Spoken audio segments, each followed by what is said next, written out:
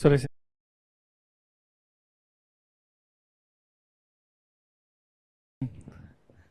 Good evening. All well?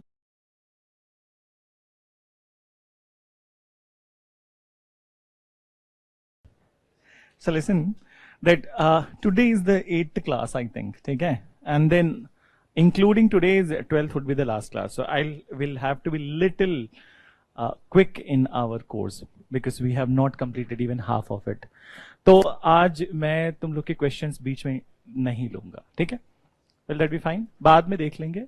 So let's go ahead with the flow of the class itself. ठीक है? So let's start with last class. What we discussed, army नहीं discussion था, civil services and the police. ठीक है? So we'll start with the army today, and then a little bit discussion on judiciary.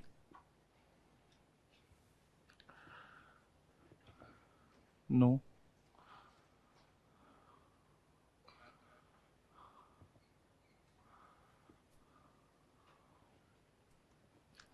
So let's start with the discussion on the army. So when it comes to the British Army, understand that when the charter was given to the company on 31st of December 1600, so there we mentioned about the charter, that what was there in the charter and what was the meaning of the charter. So charter meant that rights and privileges which were given to the company. Okay? This charter also mentions that if the commercial interest of the British are getting created in any of the countries in the eastern part of the world, so they will have right to get the safety and security from the British Army. So Britain's monarch army will be, some part of it will be stationed in India. So that is a part of the charter. So why we are discussing it? Because in this army, initially it all started with the army that which has come from the Britain. It is exactly similar to that there are n number of the private organizations in India, big private organizations like Tatas, like Birlas and everyone. Everyone has their factories then, but have you ever noted down that who is safeguarding their factories? कुछ idea है? CISF, private नहीं, CISF, central industrial security force. Then so है तो private organisation, but who provides the security? Government of India. Then so government of India is giving it. Okay? Similarly, when the Britain's enterprise is coming to India, so safety and security, their safety and security in a foreign land was also ensured by their army. Okay? So you got it? But India aane ke baad, what they have done, that they have developed their own army also. Okay? So in a way they have developed their own army. So for example, that CISF की तो security Tata के किसी plant पे तो है, but उसके अलावा SIS की भी security है. You getting it? ठीक है? तो SIS की security is a private security, and then CISF. So you got it? So they came up with little bit of British army, and then after in India they also created a army. ठीक है? So these two branches of the army, they are called as Queen's Army, and the second one is called as Company's Troop. So इसमें कौन सा India में बना है? Company's Troop. Very good, exactly. So Queen's Army, so it is very simple to understand that Queen's Army में सिर्फ British होंगे, ठीक है? So in this one only British were there, but then in Company's Troop who would be there? British plus Indians. ठीक है? So British are in officer position and Indians would be sepoy position. ठीक है? So Indians were sepoy position. But now understand. So this army will be static. ठीक है? इसमें बहुत growth नहीं होगा. But this one is going to increase. And as per the details which are available before, available to us, by the revolt of 1857, 86% of this army were Indians. Okay? So 14% were British and 86% were Indians. So what they have done, that Indians were on lower position and British were on a higher position. Okay? So British were on a higher position, and moreover, they controlled the army. Though the Indians are there, but they controlled the army because they were big officers. So that is how they have maintained the army. Moreover, that when we talk about this army, so how that it is very surprising that how such an Indian army, we can say, though it is British army, but then nature is Indian. Then, so such a good number of the people are there in the British army and British were able to control them. So it is because of this few factors. One of the factor is that why they were able to control, because obviously it was generating employment for Indians. Then that is one factor. Second thing, that India before 1857, it was land of monarchies. Then so thousands of monarchies were there. There was no such spirit of nationalism at that time. And kaun sa nationalism? Pan India nationalism. Okay? So that kind of feeling was not there. And third was that Indians, there was a tradition in India, and that tradition still continues, loyalty towards the salt. So till the time the soldiers were paid handsomely or whatever way, okay? They were paid regularly, so they felt that we need to subscribe our loyalty to the British authority, okay? And moreover, for a very longer period of time, the company proved to be a very good paymaster, okay? So that's why there was not a scenario of the revolt for a longer period of time, but the things changed in 1857. And what changed? So the paymaster, good paymaster image was also eroded, and then many such privileges of the soldiers were snatched and their religious sentiments were hurt. That we are going to talk about in 1857. So that's how they revolted. But uske pehle revolt isliye nahi hua because of these all factors. So ek baar likho, mention that there were two branches of British Army. There were two branches of British Army in India. Two branches of British Army in India. Then mention. First likho, Queen's Army. Queen's Army. Then further you write. Isme likho. It was a smaller branch. It was a smaller branch which safeguarded. It was the smaller branch which safeguarded the British commercial interest.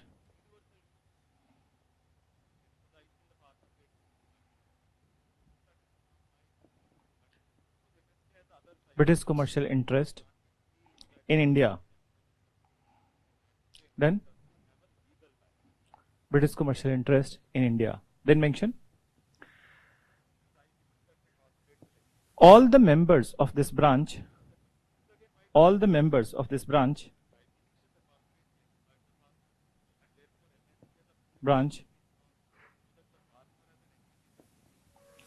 British.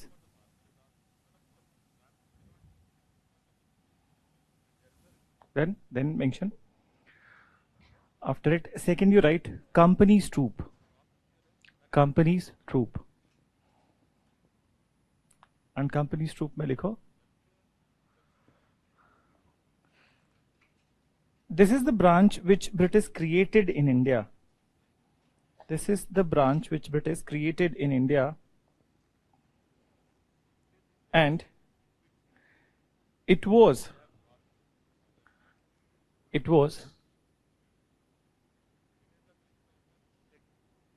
the bigger branch of army. Bigger branch of army. Full stop. It comprised of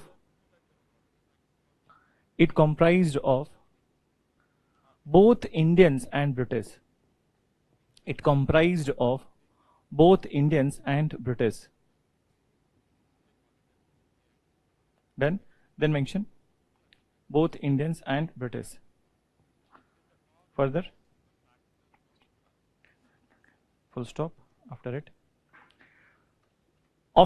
Officer position was given to British. Officer position was given to British, and sepoy position to Indians. Sepoy position to Indians. Then mention.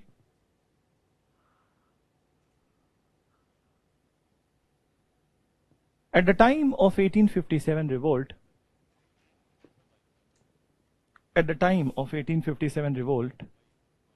company's troop comprised of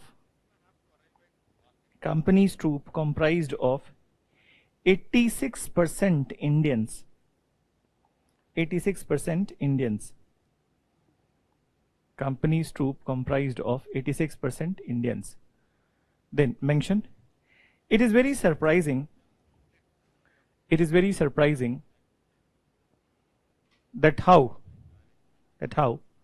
British were able to control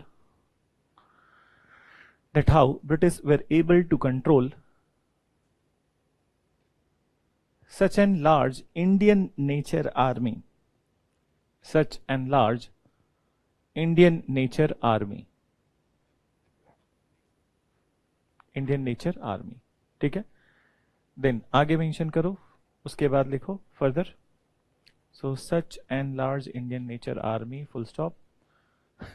then mention, this was possible due to following reasons.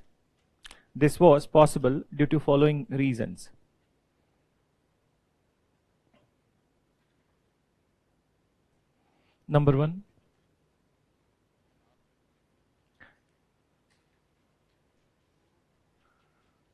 it created employment.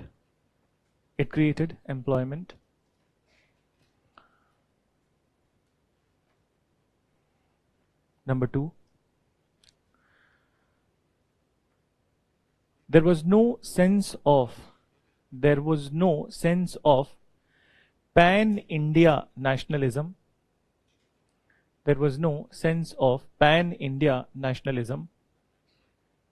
Pan India समझ रहे हो ना, all over India, ठीक है.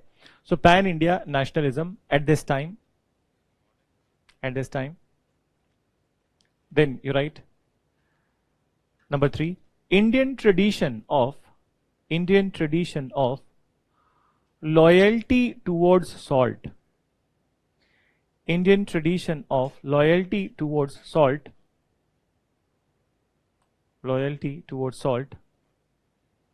was also favorable for British. ठीक है. So favorable for British. And next one, favorable for British, last one. British were good paymasters. As such, Indians acted as good mercenaries.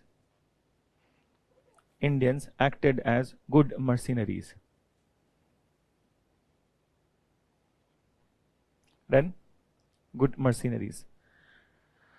What is mercenary? सिपाही. हाँ ठीक है, मतलब हाँ, that's the thing. ठीक है. So in normal terms. So now this is about the army. Let's have a little bit of discussion on the judiciary also. ठीक है. So next लिखो judiciary.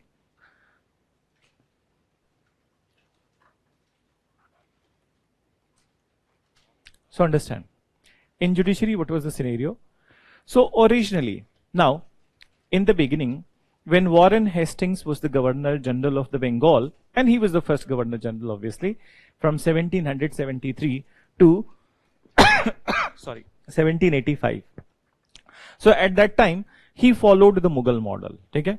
So for civil cases, he created Diwani Adalat, and for that criminal cases, he created Faujidari Adalat. Okay? So Diwani and Faujidari Adalat. Then, moreover, that these are created. Then after appeals were made, कि अगर जो कोई बात इसमें रह जाती है, that in Diwani and Faujidari Adalat, so appeals were made into Sadar Diwani and Sadar Nizamat Adalat. So Sadar Diwani is for the civil cases and Sadar Nizamat is for the criminal cases. Okay? So that was the model at the time of the Warren Hastings. But major change in the judiciary of the British was brought about by Cornwallis. Okay? So actually in this particular episode, what we see that Cornwallis has played a very vital role. Then, so what role he played at this point of time? So Cornwallis, so now understand that Cornwallis, what he did, that he created new gradation of the judiciary in India, or kind of hierarchy of the judicial courts in India. So we'll write that particular court. एक बार आगे वाला part लिख लो, and then I'm going to create that flow chart. उसके अलावा कुछ लिखने की जरूरत नहीं होगी. So mention that on Mughal line, on Mughal model लिखना. On Mughal model, Warren Hastings, on Mughal model, Warren Hastings created courts in British India. Created courts in British India. Full stop. Warren Hastings spelling I hope you know. And then you write, he created Diwani Adalat for civil cases. He created Diwani Adalat for civil cases and Fajdari Adalat for criminal cases. Diwani Adalat for civil cases and Fajdari Adalat for criminal cases. Then mention further. So Diwani Adalat, Fajdari Adalat. Appeals from Diwani Adalat were made into Sadar Diwani Adalat, and criminal court appeals or appeals from Fajdari Adalat. Simple likho, ठीक है? So appeals from Fajdari Adalat were made into Sadar Nizamat Adalat. Sadar Nizamat Adalat. So this was very similar to the Mughal model. ठीक है? Cornwallis is going to bring changes in this model. So we'll see in the flow chart that what were the changes. So paragraph change करो और you लिखो mention. Cornwallis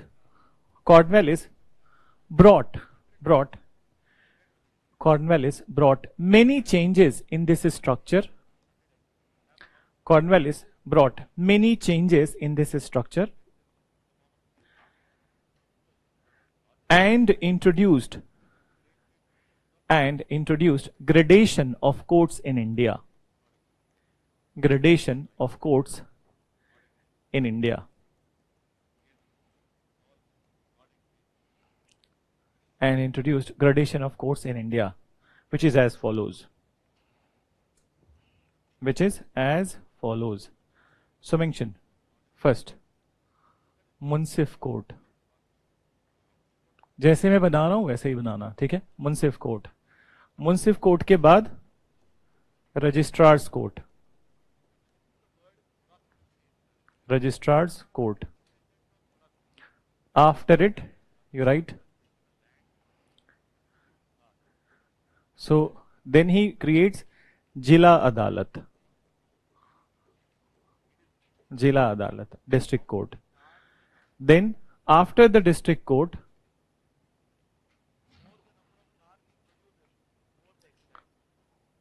four provincial courts. Places also I am writing that these provincial courts where it was created. So they were created at Patna, Dhaka, Murshidabad and Calcutta. So these four places, four provincial courts were created.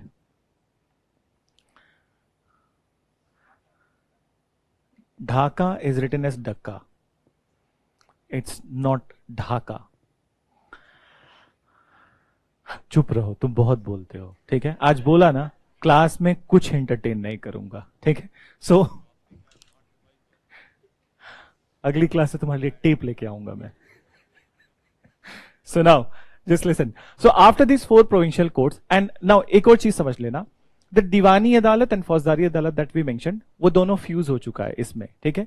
So नाम हटा दिया, दीवानी अदालत is no more, फौजदारी अदालत is no more, and it is in the जिला अदालत. Both are there at one place, ठीक है? Now from the four provincial court, suppose यहां से केस यहां जाता है, फोर प्रोविंशियल कोर्ट, क्रिमिनल हो या फिर देन सिविल हो. If it is not addressed, so then it will go to the other courts, and these courts are जो पहले लिखा है सदर दीवानी अदालत. अब यहां पे लिखो सदर दीवानी अदालत, then and this will be for the civil cases, and then criminal will go into the Sadar Nizamat Adalat.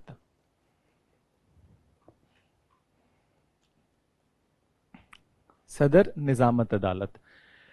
So this is for civil case, this is for criminal cases. What if यहाँ पे भी solution नहीं मिलता है? If it is to be appealed, so then it is to be appealed where? Supreme Court. So from both the courts, it can go into Supreme Court. And where is Supreme Court? Calcutta. Okay? So Supreme Court at Calcutta. And then there would be some cases which may not be solved over here also. Okay? So एक और option है. One more option is there, and that option is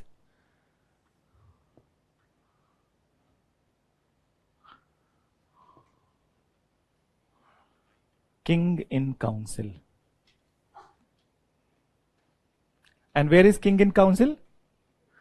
Britain. Very good, exactly. ठीक है? So that is the last court of appeal. Ab, you might be thinking that why we have created arrows from here. Sadar Diwani, Sadar Nizamat. Supreme court से तो सही लग रहा है, ठीक है, बट वाई फ्रॉम हियर तीनों जगह से अपील हो सकती है, ठीक है. So it can be that directly appeal from the Sadar Diwani to king in council can be made, from supreme court also it can be made, and from Sadar Nizamat also it can be made, ठीक है. So this is why the arrows are like this. So now finally you have, बिना किसी शब्द को लिखे, ये अपने आप में ही कंप्लीट है, ठीक है, that we don't need any such kind of writing over here. So now you see that how it started. So सबसे छोटा कोर्ट मुंसिफ कोर्ट, ठीक है. चाहो तो इसमें ब्रैकेट्स में लिखो लोवेस्ट लेवल कोर्ट, मुंसिफ में लिखो lowest level court, then that's it. फिर उससे बड़ा रजिस्ट्रार, देन जिला अदालत, then 4 provincial court, then Sadar Diwani, Sadar Nizamat, and then supreme court, and finally king in council, ठीक है. So this is how the cases were handled by this point of time. Now, there is only one change which was brought by William Bentinck. Okay?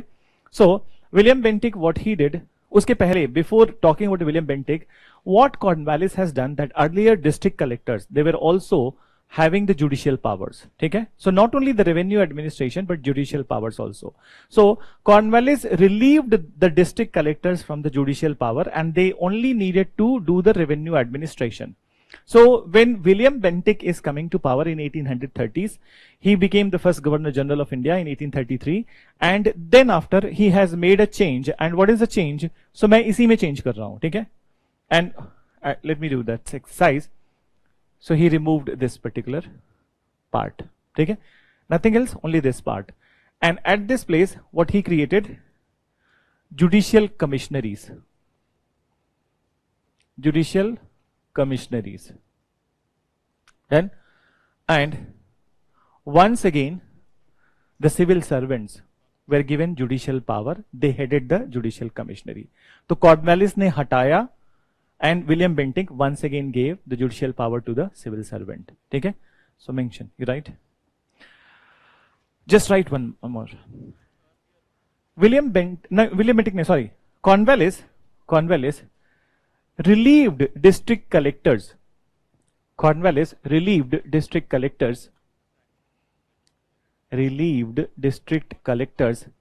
from judicial functions, and now they were only interested with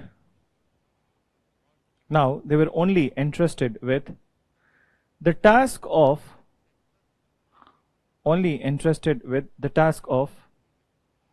revenue administration.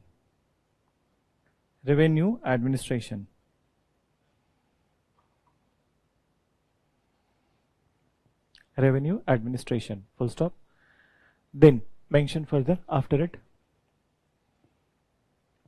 Paragraph change karo. William Bentinck abolished 4 provincial courts,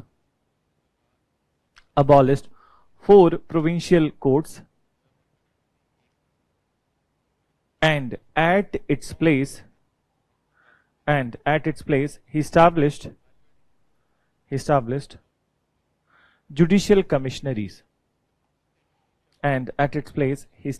judicial commissionaries. Then mention establish judicial commissaries, full stop. Once again, civil servants were given the charge of judicial commissaries.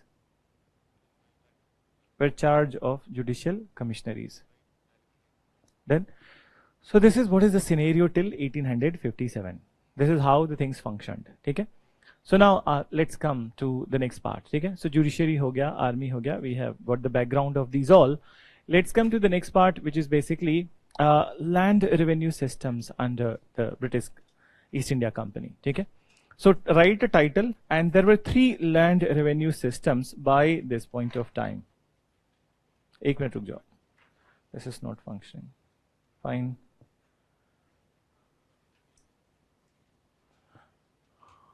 Chalo.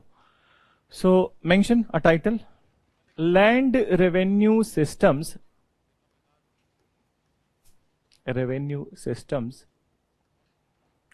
Under BEIC. मतलब British East India Company. So there were 3 land revenue systems. Okay? And these 3 land revenue systems are, very first one, permanent, second is Rayatwadi, and third is the Mehalwari. Okay?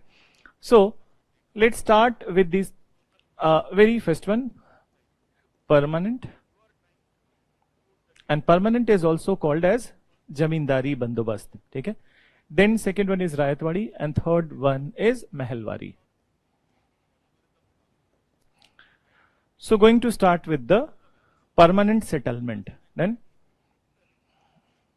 so permanent settlement is also known as Zamindari Bandobast.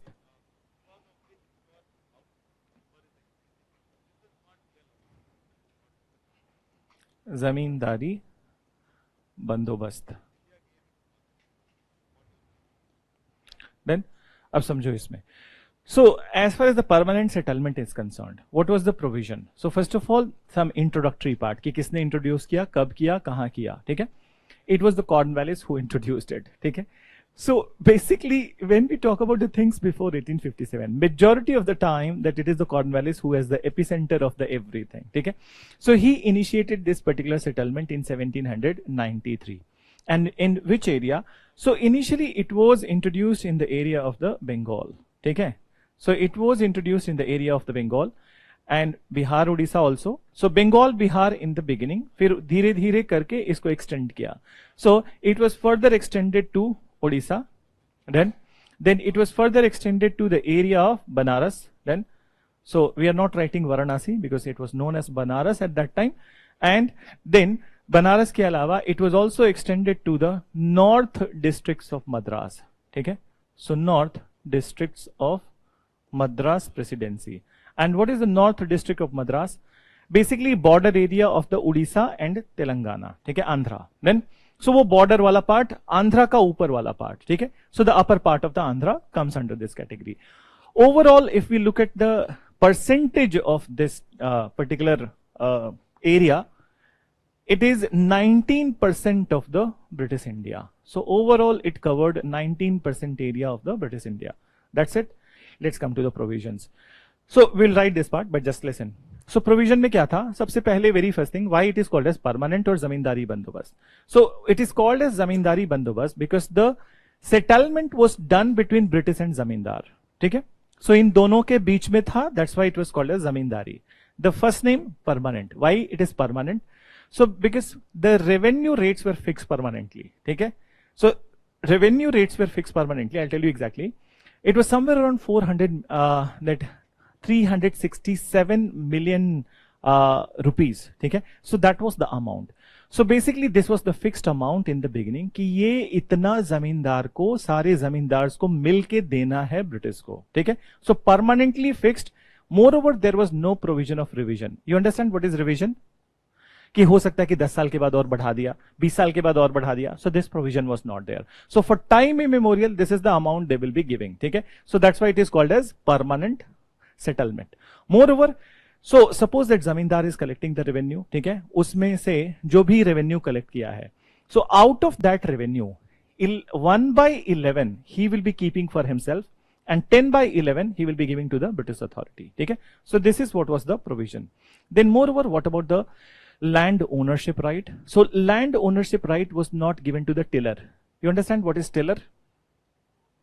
Hindi में बोलते हैं जोतेदार, जो खेत को जोतता है उसको tiller बोलते हैं, ठीक है. So the one who tills the land is the tiller. Originally, ठीक है, the land must belong to the tiller, but here land is not belonging to the tiller, land is belonging to the zamindar, ठीक है. So zamindar was given the ownership of the land. Moreover, this land ownership right was hereditary, ठीक है, and hereditary, it was permanent, it was hereditary with the zamindar, and it was transferable also. So transferable means that if I have to sell, only zamindar can sell, ठीक है. Then hereditary meaning that after the death of zamindar, his sons would be the owner of the land. But इसमें एक और clause था, ठीक है, ध्यान से समझना. So though the land ownership was given to zamindar, but there was a clause in the permanent settlement which was known as sunset clause, ठीक है. And what was this sunset clause? That if the zamindar is not able to make the payment on time, so the land ownership right would be snatched, ठीक है. So suppose आज की date है 14th of Feb, ठीक है, and so no, it is Basant Panchami also, so go in that way, ठीक है. So now listen. So suppose today is the last day to submit the revenue. Okay. So last day to submit the revenue. If zamindars are not paying the revenue by today, so by tomorrow, the land ownership right is snatched. Okay.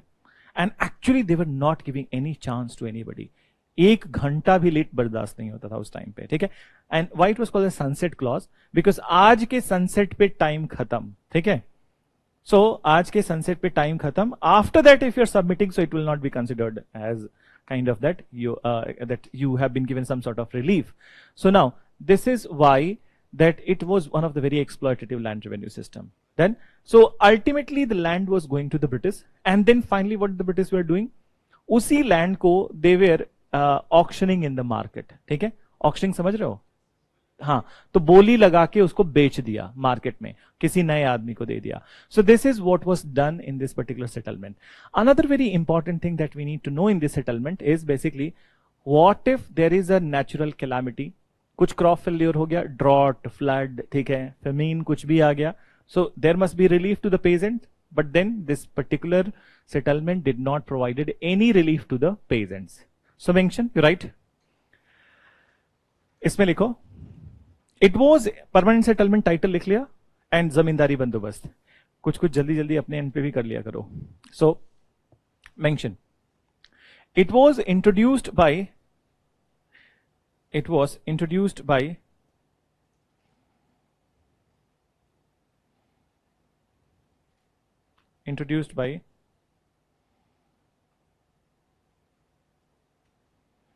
Cornwallis in 1793. Cornwallis in 1793 in the area of Bengal, Bihar. In the area of Bengal, Bihar. And later it was extended to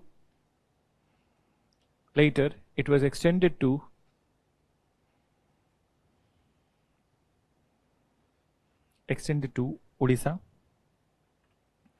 Banaras, and north districts of Madras.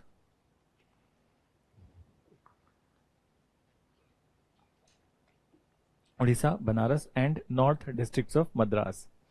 Mention it covered approximately 19% area of British India. 19% area of British India, ठीक है. Then mention after it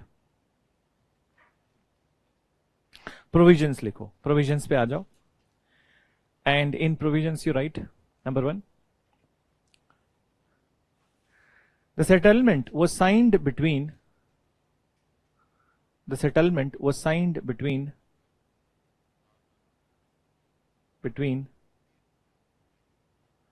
Zamindar and British authority.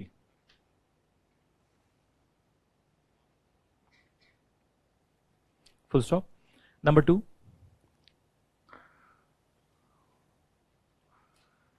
revenue was fixed permanently. Revenue was fixed permanently. Revenue was fixed permanently and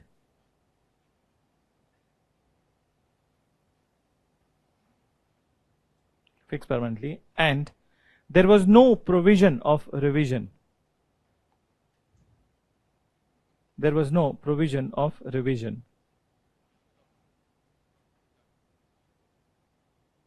Then mention revisions. Third, you write out of the collected revenue, 1/11 was to be kept by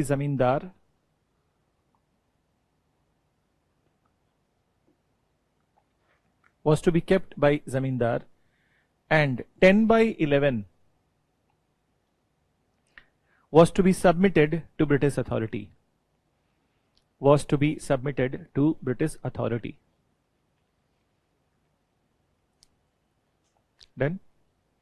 Then next you write, आगे लिखो,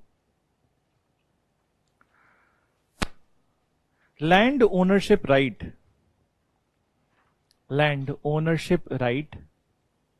हाँ next point है, मतलब 4th ही होगा, जो भी number लिख रहे हो मुझे नहीं आता. So land ownership right was given to zamindar. Land ownership right was given to zamindar, comma, it was hereditary and transferable. It was hereditary and transferable. Then next लिखो, उसके आगे लिखो transferable. ट्रांसफर का मतलब कि किसी और को भी ट्रांसफर हो सकता है, ठीक है. मैं चाहूं तो किसी और को ट्रांसफर कर दूं, ठीक है. हाँ बिल्कुल. Then you write the ultimate ownership lay in the hands of British authority.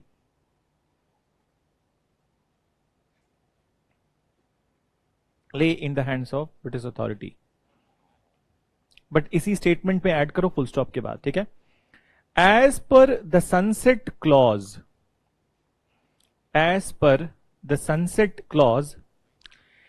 if zamindar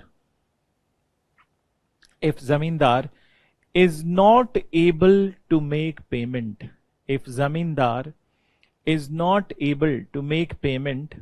on time,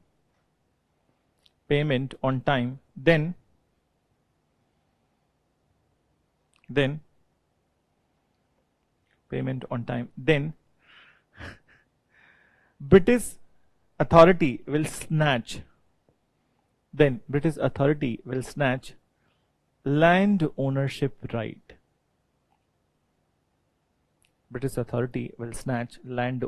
right. Then next लिखो, last one. There was no provision of relief. To the peasant.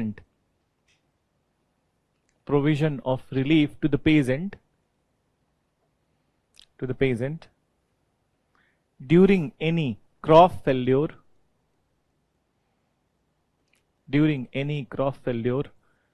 Due to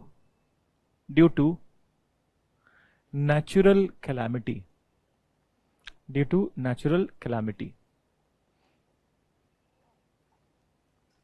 Then, so this is what is about the permanent settlement.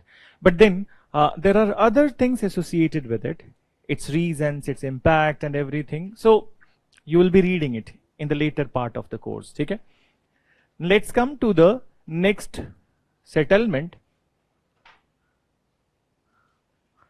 So mention Rayatwadi settlement.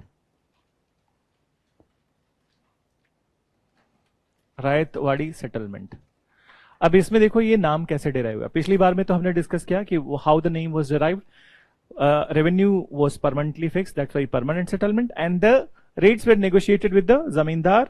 They were the one who were collecting the revenue, so it was known as zamindari bandobast. Then now rayat wadi, so this one is derived from the word rayat.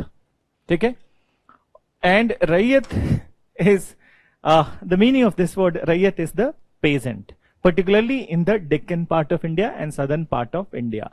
So meaning of this word is peasant. Then now understand. So why Rayatwadi? Because now the revenue rates will be settled between peasant and British authority. No zamindar in the middle. ठीक है? तो यहाँ पे zamindar का intermediary का कोई role नहीं है. Moreover, who introduced it? Then, so as far as the introduction of this particular settlement is concerned, so it was actually introduced in 1820s. ठीक है? So the people were Captain Reed, ठीक है? And Captain Reed and Thomas Munro. So they have done some experiments earlier. पहले इन लोगों ने किया था experiment, and let me write, ठीक है? So Captain Reed and Thomas Munro, so they have done the experiment in Karnataka. They were convinced by it, and that's how these British officers, they introduced it in the 1820s. Then, so it is basically that Thomas Munro who introduced it in Bombay Presidency. Bombay Presidency, and then another officer, okay, who's, sorry, no. Thomas Munro introduced it in Madras. Then, and another officer whose name was Elphinstone, okay, he introduced it in Bombay. So if we look at the Bombay and Madras Presidency area अगर जो देखते हैं, ठीक है, तो so Bombay, ये पूरा part, this is Bombay Presidency, and this entire part is Madras Presidency. So सबसे ज़्यादा area was covered by this particular settlement, and how much? 51% area of the British India. ठीक है? So in fact, Sindh is also part of the Bombay Presidency. In those time, Rajasthan, half the part of Rajasthan, pura ka pura Sindh, even the parts of Baluchistan, pura Gujarat, then Maharashtra, then a little bit part of the Madhya Pradesh. This was all in the Bombay Presidency. Okay? And as far as the Madras is concerned, so in Madras, Kerala, Tamil Nadu, okay, then Karnataka, Andhra, Telangana, everything comes under this particular part. So obviously it will cover more part. So 51% area. Now let's come to the provisions of this particular settlement. So as far as the provisions are concerned, so provisions may, the most important is that the revenue was negotiated with the Rayat. Rayat matlab peasant. So there is no involvement of the Zamindar. Then, so no involvement of Zamindar. Moreover, land ownership right, ab kisko milega? So obviously if it is negotiated with the peasants, so here the land was given to the tiller. Jotedar ko land ownership right. Okay? So land ownership right was with the peasants. Similar to the permanent settlement, here also this was hereditary and transferable. Okay? So hereditary and transferable. And once again, similar to the permanent settlement, in this area, sunset clause. Okay? If the peasants defaults on the payment, matlab time se payment nahi kar paya. So if peasant is not able to make the payment on time, land ownerships will be snatched and it will be bidded to somebody else or sold to somebody else. Okay? So the same process over here. Another thing that they have learned from the permanent settlement, and what they did, that the rate was not permanently fixed and rates were to be revised after a regular interval of 30 years. तो 30 साल का provision रखा था that after 30 years the revenue rates would be revised.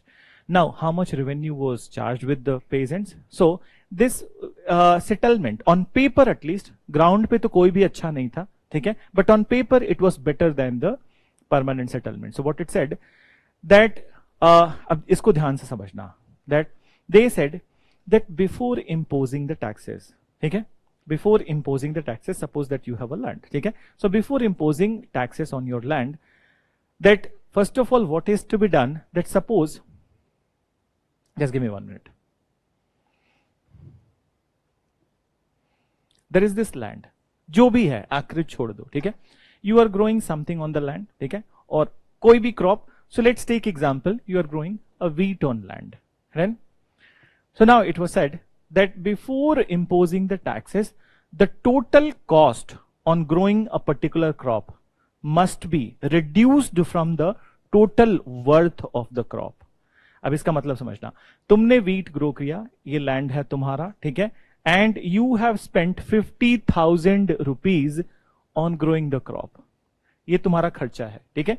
Then the wheat that you have grown on this land, total worth of the wheat is 2 lakh rupees. Then, so total worth of the wheat is 2 lakh rupees. So now, the settlement says that this 50,000 must be reduced from the 2 lakh. ठीक है? समझना एक बात. So 50,000, the expense on growing the crop must be reduced. So how much is remaining? 50,000 हटा दोगे तो 1.5 lakh rupees. Now, taxes will be imposed on this amount, not on this. Getting it? ठीक है. So taxes will be imposed on this amount, not on that amount, and moreover it also said कि taxes का percentage 50 से ज्यादा नहीं होना चाहिए, ठीक है. So in any case it must not be more than 50%. It must always be lesser than 50%. But reality में क्या होता था? More than 50% was corrected. And why so? Corruption, ठीक है. So the provision of the settlement was better, ठीक है, but then execution was very faulty. So लिखो, mention provisions में लिखो, revenue rates number 1 were negotiated with the raiyats.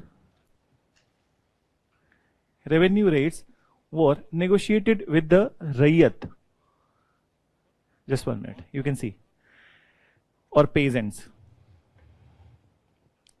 Raiyats or peasants. Then mention negotiated with raiyats or peasants. Full stop. After it you write.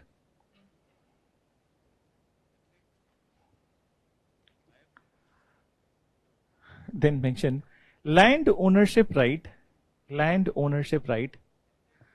was given to the peasants. Land ownership right was given to the peasants. It was hereditary.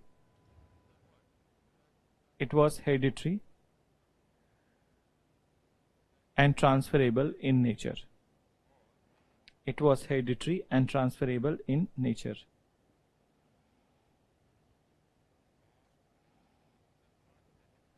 Then mention further.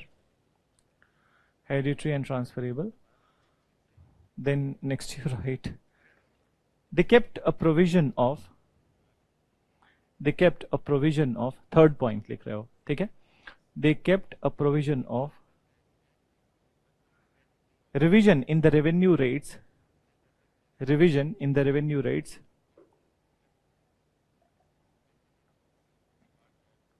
after an interval of 30 years. Then 30 years. Then mention the ultimate ownership of land. The ultimate ownership of the land was in the hands of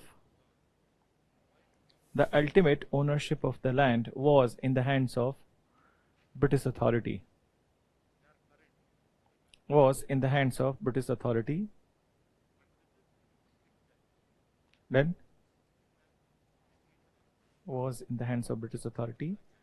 If the peasant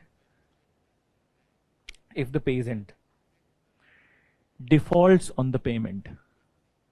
You understand what is the meaning of this word default on the payment? Not able to pay. ठीक है, default on payment. कभी कभी समझदारी की बात करते हो. So on payment, the land ownership was snatched.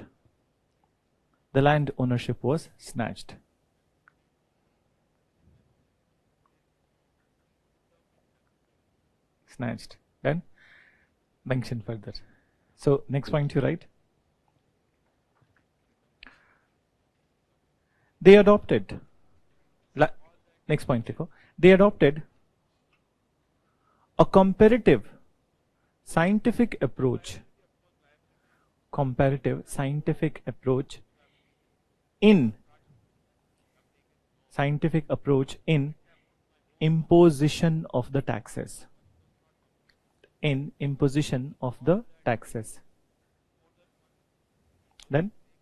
mention करो. It said उसी में सेम स्टेटमेंट में लिख रहे हो फुल स्टॉप के बाद. It said before imposing the taxes,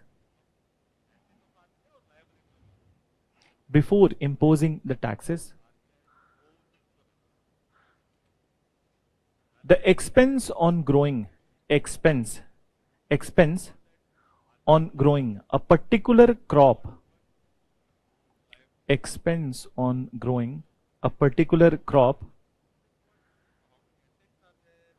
must be reduced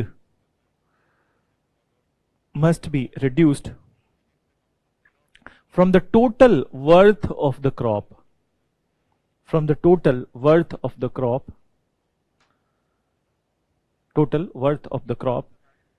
and on the remaining amount taxes can be imposed.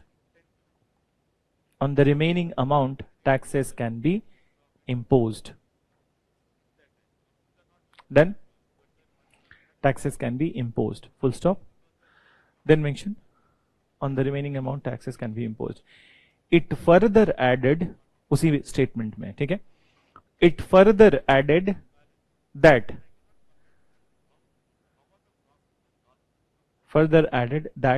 the rate of taxes, right? It further added the rate of taxes must not be more than 50%.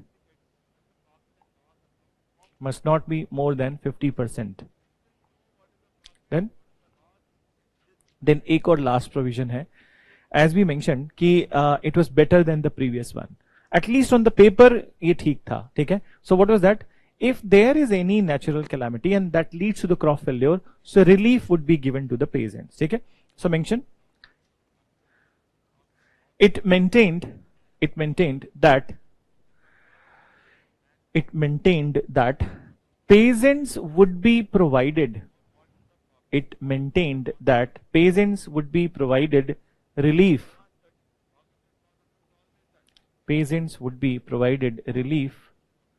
during crop failure. अच्छा, एक सवाल पूछना था मुझे, ठीक है. Previous one, zamindari bandobast, that zamindars were the collecting revenue. Here the direct kind of that negotiation is between the peasant and the British authority. So who is collecting the revenue? Not collected exactly. Many such revenue officials were there actually. So what we say today that not IRS, but then in exact way there are n number of the officials, okay? If we look at the departments of the government, so for example that those who are from the villages, they must have known, you must be knowing some of the names, Likhpal, Patwari, have you heard about it? So they are the revenue officials, okay? So they were the revenue officials related to the Department of Agriculture and they were the one who were collecting the revenues, okay? So एक last add कर लो, okay? It led to the creation of a big revenue department.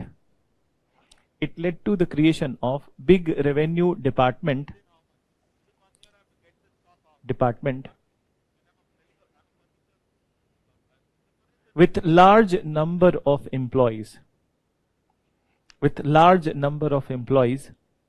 who collected the revenue. ठीक है. So this is what is about the second settlement, that is Rayatwadi. So अब how much area is left? 19% Bengal वाला part permanent, ठीक है. Then Rayatwadi 51%, left is 30%. So 30% area was the Mehalwari, ठीक है. So let's go into the Mehalwari settlement. So let me complete this part, then I'll ask you that if you haven't understood some of the part, so then we'll explain once again. So Mahalwari settlement. So basically ये नाम कहां से derive होता है? Medieval India से. And when you read about, जब ancient medieval पढ़ेंगे, so when we are going to talk about Akbar, so during the time of the Akbar, many such subdivisions were created in the kingdom. So these subdivisions, so ऐसे नाम बता रहा हूं, अभी नहीं लिखना, क्लासेस में लिखोगे, ठीक है? So subdivisions were that the topmost level Mughal Empire, then after the Mughal Empire was the Suba. Suba is the provinces. Suba के बाद the next subdivision was the Sarkar. So Sarkar was the zones, ठीक है? Then Sarkar के बाद Pargana. Pargana is the, so zones is the Sarkar and Pargana would be the districts, ठीक है? So districts के बाद the next subdivision was the नहीं Mahal, ठीक है? And what was Mahal? So in modern terminology we will call it block or the group of villages, ठीक है? So basically it was a group of villages or block you can mention, ठीक है? So now, so Mahalwari settlement was introduced in 1819 by Holt Mackenzie, ठीक है? In UP area. Then, so he introduced it in UP area, and then after in rest of the North India, it was extended by Martin Bird in 1820s, ठीक है? So these were the people who introduced it. Then apart from it, in it covered, as we mentioned, 30% area of the British India, ठीक है? So 30% area of the British India. Moreover, let's go into the provision part. So in provision part, why it is called as Mahalwari? Because group of villages, that is Mahal, ठीक है? So group of villages or Mahal was chosen as a tax collection unit, ठीक है? So group of villages. Then, so it was chosen as a tax collection unit. And who was collecting the taxes? So now, in this particular, they are not going to create the revenue department, big revenue department, but they will once again use the services of the village elites, okay?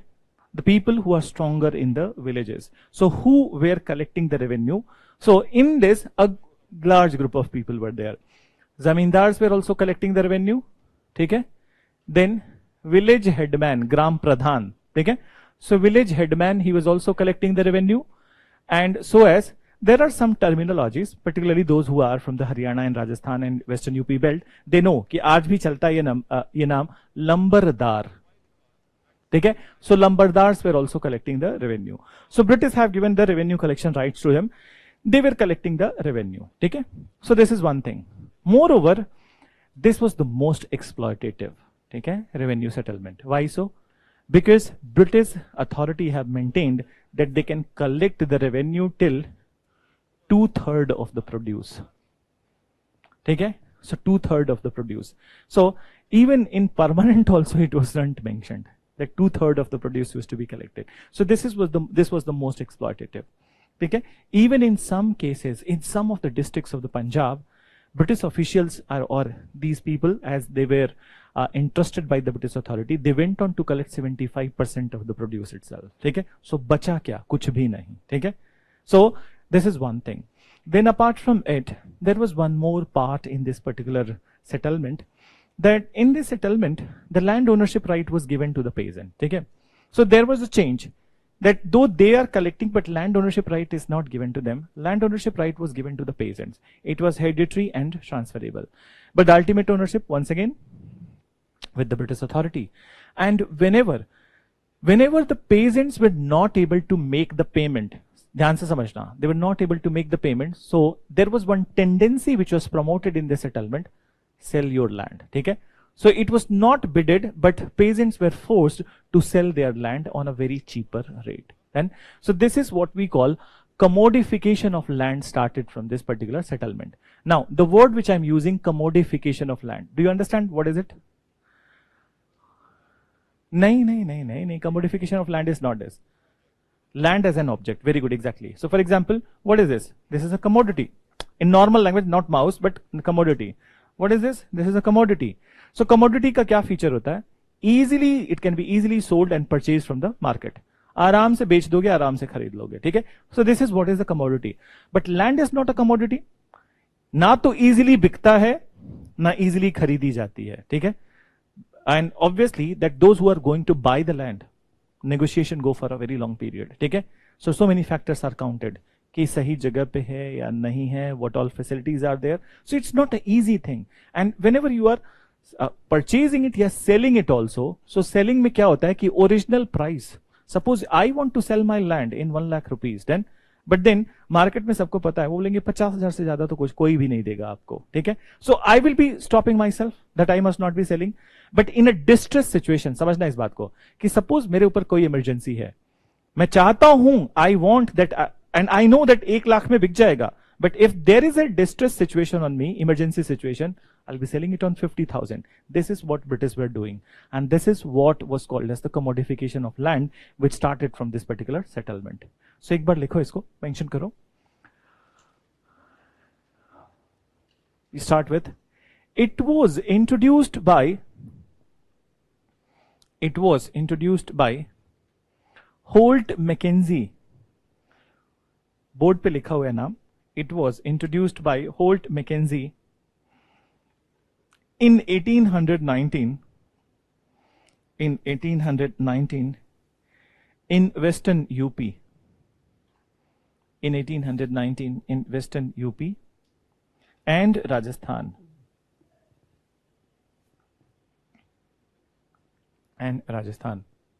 Later, Martin Bird extended it to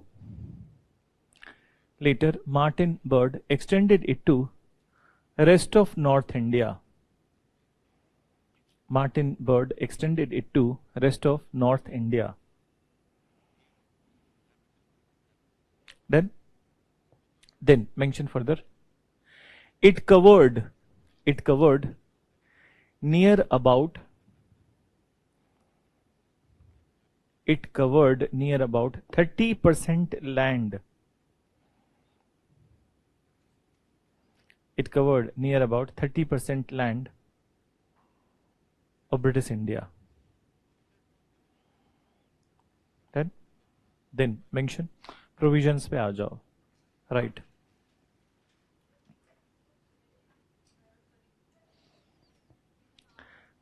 देखो अलग अलग इलाके हैं, ठीक है, अलग अलग इलाके हैं. पहले और आगे का कोई बहुत मतलब इशू नहीं है, क्योंकि that is in the Bombay, that is in Madras, तो उसमें आगे पीछे का कोई नहीं है, ठीक है. But in fact if you want to know the exact date, so actually Mahalwari was not the oldest, sorry, permanent settlement was not the oldest was the Rayatwadi.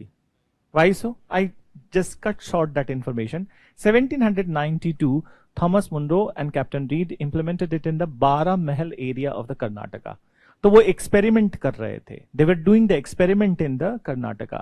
So that was the first time, अगर जो sequence wise देखोगे. But that kind of question isn't asked because they are in the separate areas. Same area में होता तो फिर दिन अलग बात होती, ठीक है. So now let's come to that part. So what you are writing, provisions में number 1 you write, land revenue rates were negotiated at the level of महल, ऐसे लिखना, were negotiated at the level of Mahal,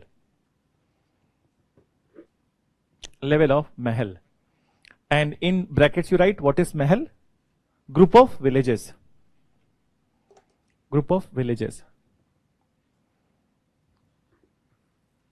Done.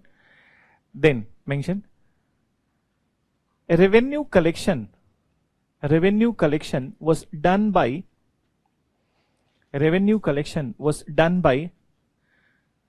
village headman,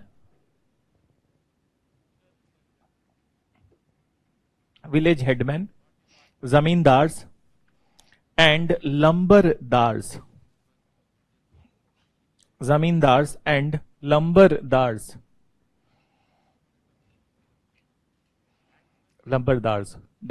Then mention these tax collectors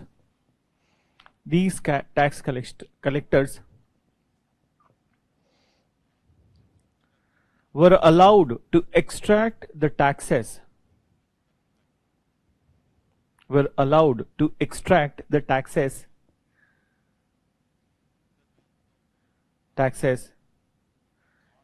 equivalent to 2/3 of crop value, equivalent to the 2/3 of the crop value,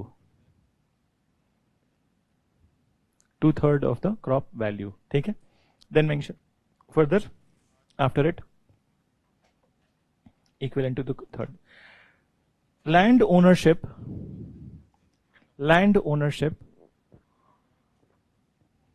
was given to peasants.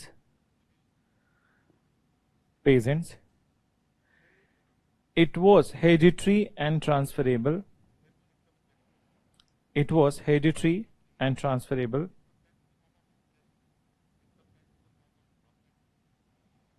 Then moreover, आगे लिखो, full stop के बाद लिखो. In the case of non-payment, peasants were forced to sell their lands.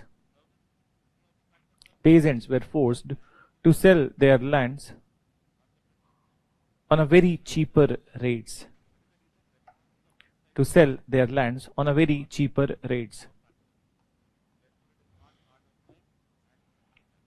It led to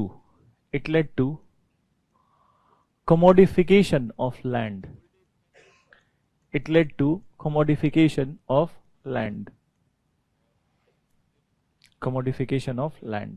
Then एक last, just understand. So एक initiative था from this settlement. The initiative was maintenance of the land record. And understand, after the India's independence, there were so many challenges before the newly created government of India. And then challenges were like, there was a tribal problem, then there was a problem of the integration of the princely states, then there was the problem of the land reforms also. And land reform में सबसे बड़ा issue क्या था? Absence of the land records. So absence of the land records, they were not maintained. So that's why anybody can claim any land कि ये मेरा था, मैं यहाँ पे 20 साल से था, and then it cannot be contested if the record is not there. Then, and basically who were controlling the land? Those who have the power. ठीक है? So ये land मेरा है भी नहीं, लेकिन I have 20-30 people who can safeguard my land or basically fight and kill for the land. So then this land becomes mine. So this was one big issue at the time of the India's independence. So this particular settlement it tried to initiate a good thing, that the maintenance of the land record. But problem ये था कि it started, but लोग ही नहीं थे land record maintain करने के लिए, and actually it failed miserably. So initiative was good, but then result was very bad. So लिखो एक बार that one of the provision of this settlement was maintenance of land record.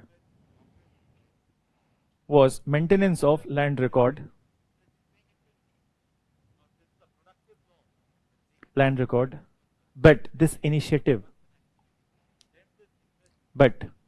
maintenance of land record, but this initiative failed miserably.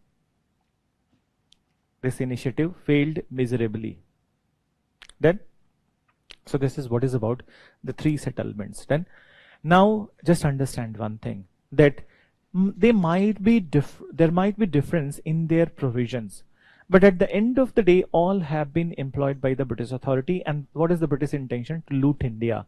So all of them, despite the difference in the provisions, all of them were highly exploitative. Okay? So for example, एक small story बता रहा हूँ. ठीक है?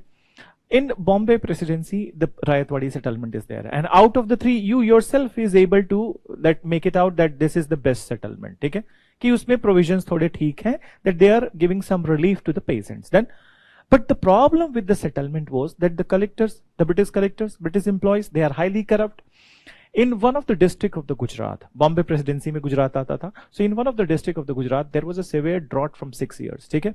And then the British collectors, they went to collect the revenue from that particular place, when the peasants requested to them that nothing has grown in this area. Okay? You yourself is witnessing that on the way when you are coming to this area, have you seen anything which is there? Then, So they said that, have you seen anything other than the grass which is there in this area? So then they said, yes, we have seen grass. Then you can sell it and you can submit the revenue.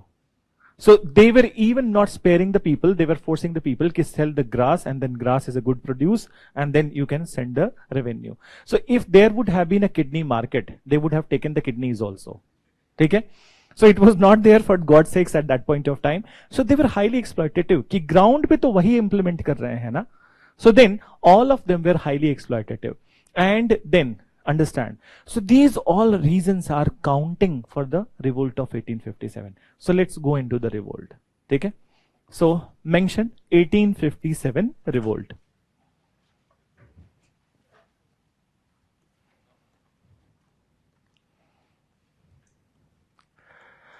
So many a times it is also referred as the first phase of the Indian freedom struggle. Okay?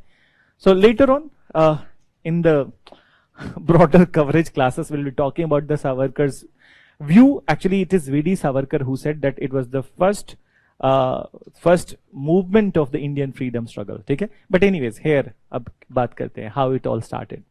So now let's have a look at the things which has happened in the past. Then, so things which has happened in the past. So first, what British have done, that they have dominated the later Mughals. Okay?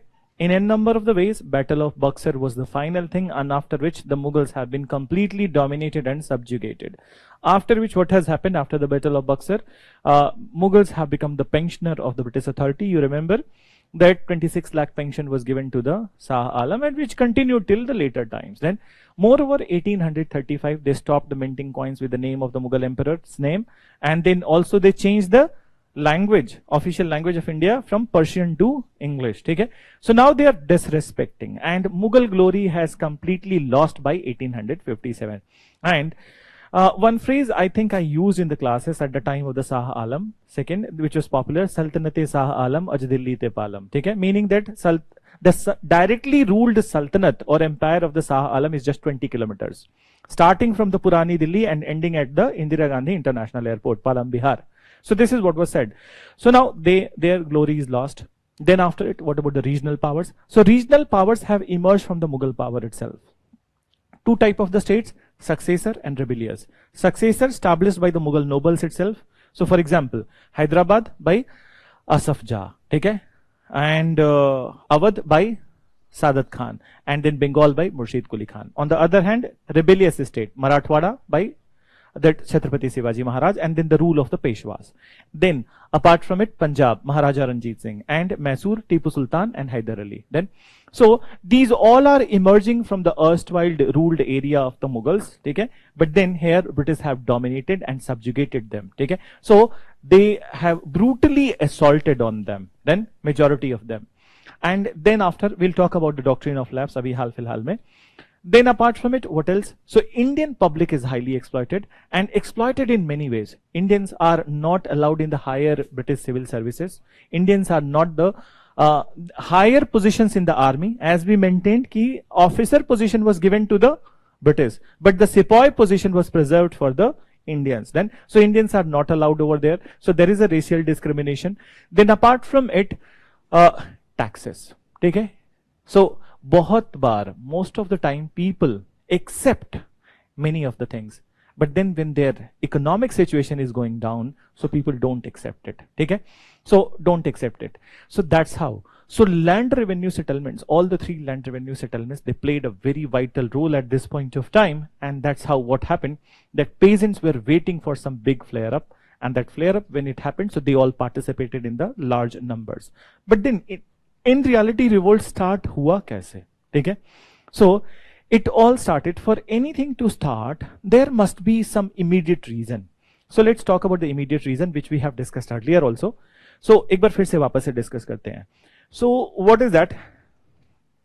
In the army, the rifle which was used earlier was known as brown bess musket. Brown bess musket. Then, and the new one which is going to replace this one is the Enfield. Enfield rifles. Then, So Enfield rifles. Now this brown base musket, okay, was replaced by Enfield because it has greater range and better accuracy. So greater range and accuracy. अब इसमें problem क्या था?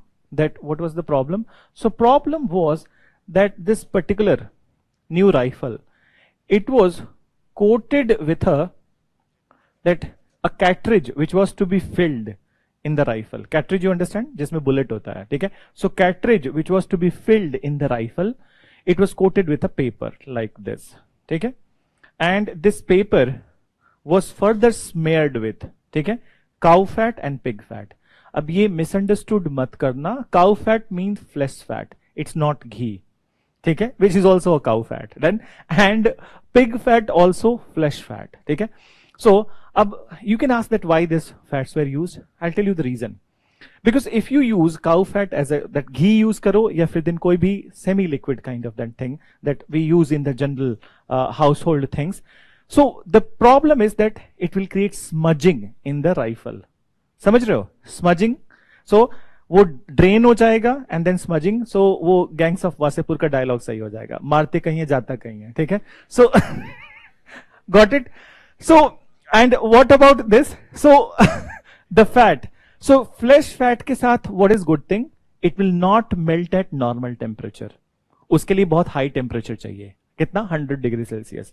सो 100 degree Celsius तो temperature होता नहीं है, ठीक है. So it's better. So and why the fat is used? क्योंकि फैट के साथ बुलेट विल ऑपरेट स्मूथली, ठीक है. So it will go out smoothly. There would be no friction in the tube of the rifle. You got it? So that was the mechanism.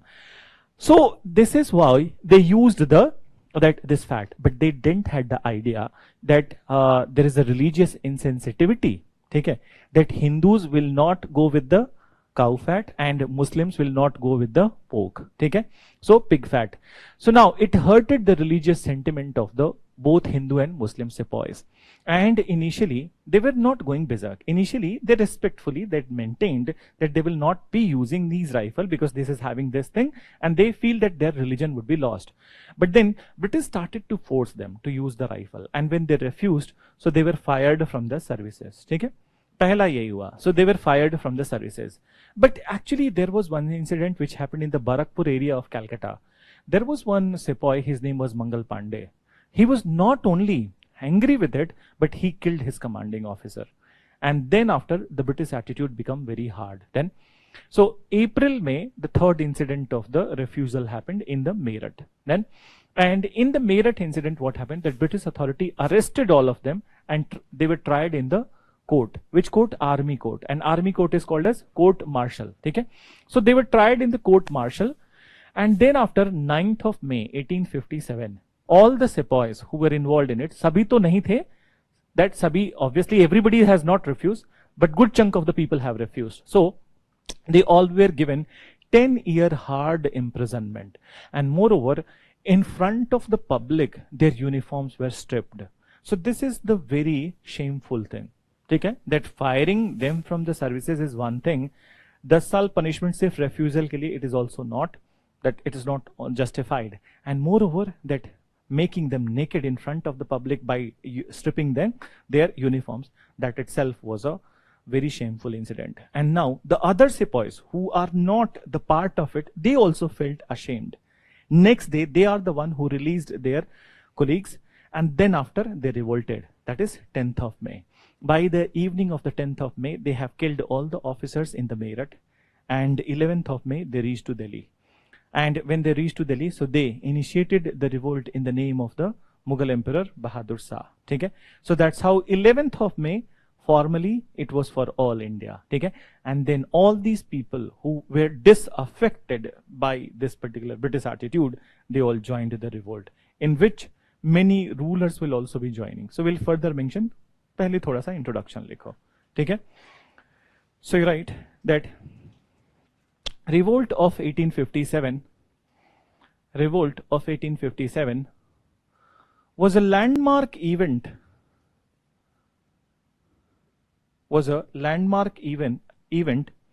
in the Indian history.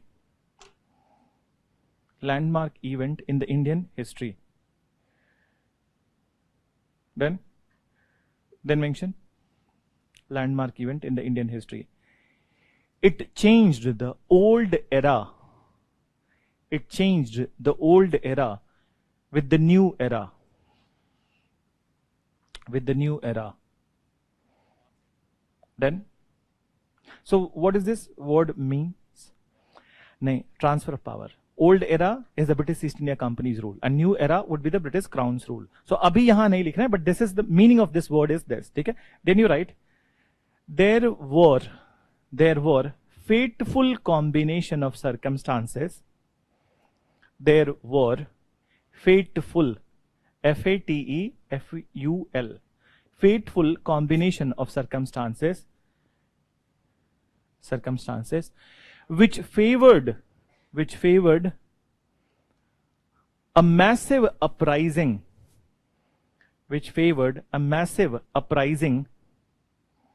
against British authority.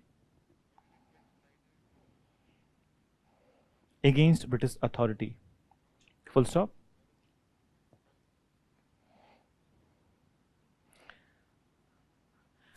Majority of the people in Indian society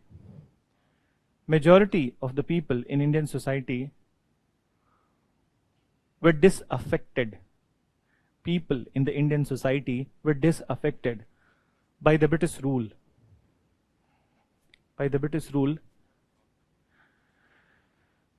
Which led to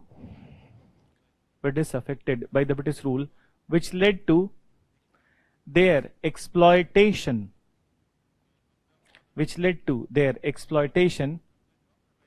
and loot of their economic wealth.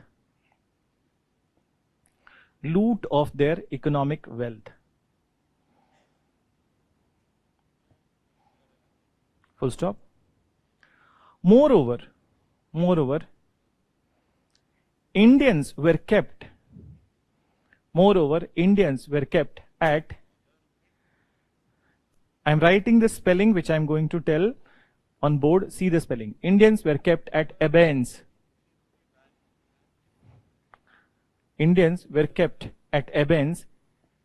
the political process or in the political administration. So इसका क्या मतलब है? This particular word, abeyance का मतलब दूर रखना. So political administration से Indians को दूर रखा. ठीक है? So abeyance in political administration. Then फिर से पैराग्राफ चेंज करो. ठीक है?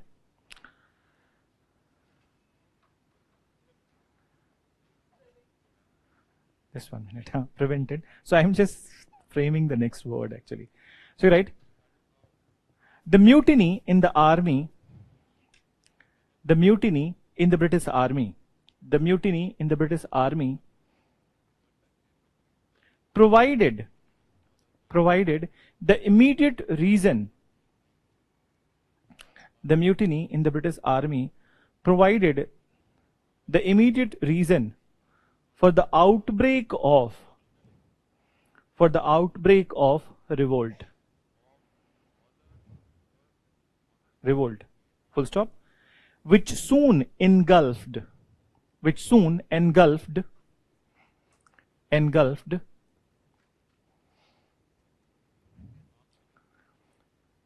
North India, Central India,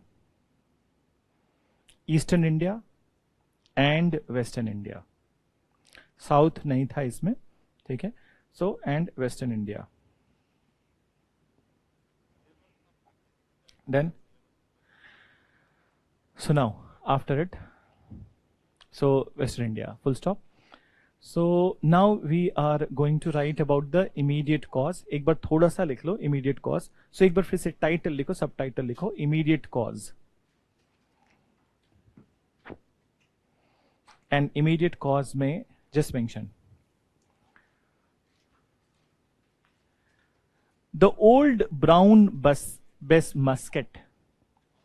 The old brown Bess musket in the army was replaced by the new Enfield rifles. was replaced by the new Enfield rifles for the greater range and accuracy.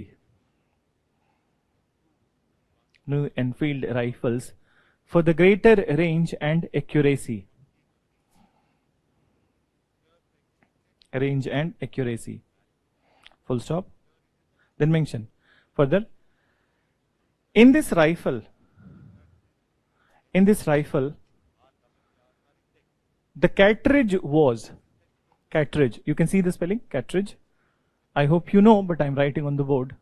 The cartridge was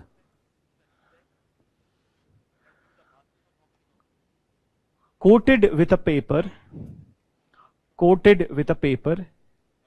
and paper was smeared with, cartridge was coated with a paper and paper was smeared with cow fat and pig fat. Cow fat and pig fat. Then mention smeared with cow fat and pig fat. This paper, आगे फिर से लिखो full stop करके, this paper was to be bitten off, मतलब मुंह से फाड़ के निकालना था. This paper was to be bitten off before filling in the rifle. Before filling cartridge in rifle. Before filling cartridge in rifle. अब एक बार रुकना 1 मिनट के लिए, ठीक है? So why it is so? So in one of the class, obviously some interesting questions do come. And so किसी ने मेरे से बोला that चलो that this मतलब if it is coated like it, so then one has to bite it off from the mouth, ठीक है? तो उसने that someone said that sir that if the sepoys would have removed it from the hand, ठीक है? तो religious sentiment भी hurt नहीं होता and they would have used, ठीक है? Intelligent idea, but then understand in a battlefield, ठीक है? If you start removing it from the hand, then so you'll be gone. Okay? So it is the part of the training in the army that your eyesight should be upright. Okay? While filling, so you are looking at the enemy and then बाकी side से इतनी practice दी जाती है कि मुंह से फाड़ा and then rifle में लगाया and then operate it. Because you are able to see your enemy. But if you start nicking it like this, नीचे करके, ठीक है? तब तो गए काम से. राइफल चलाने की नौबत ही नहीं आएगी. So that is the thing, ठीक है? So this is why it was to be bitten off by the mouth. So आगे लिखो. Then it hurted the religious sentiments. It hurted the religious sentiments of Hindu and Muslim sepoys. Hindu and Muslim sepoys alike.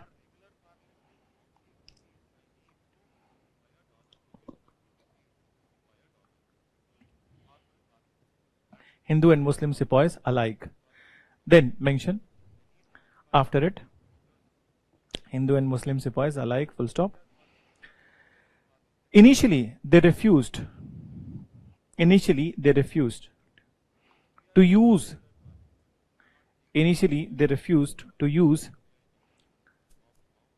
the Enfield rifle.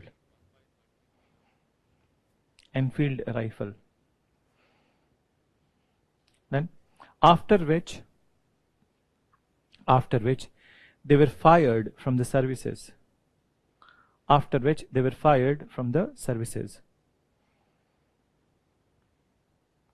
Then mention after which they were fired from the services. Full stop. Later one of the sepoy, Mangal Pandey killed his commanding officer.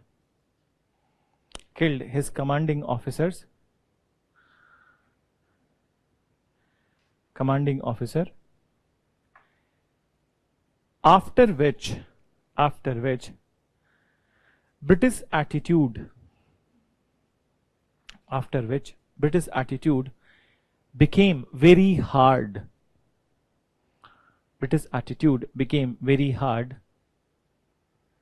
Towards sepoys.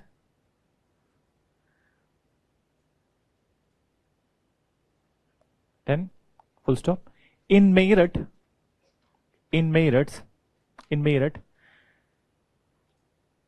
the sepoys who refused to use the new rifle, the sepoy who refused to use the new rifle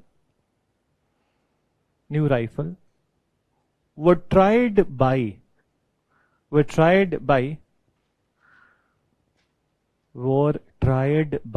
court martial.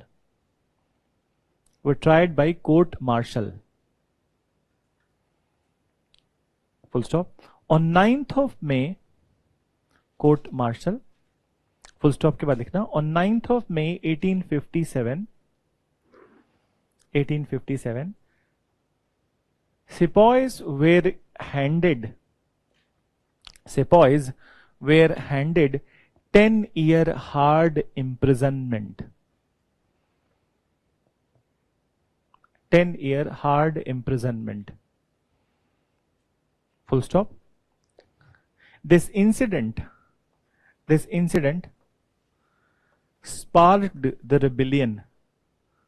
SPARKED. Sparked the rebellion. Then on 11th of May 1857,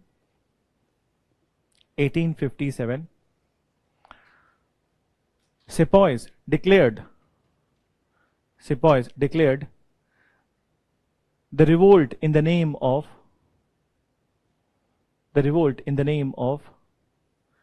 Emperor of Hindustan. Revolt in the name of Emperor of Hindustan, Bahadur Shah Zafar.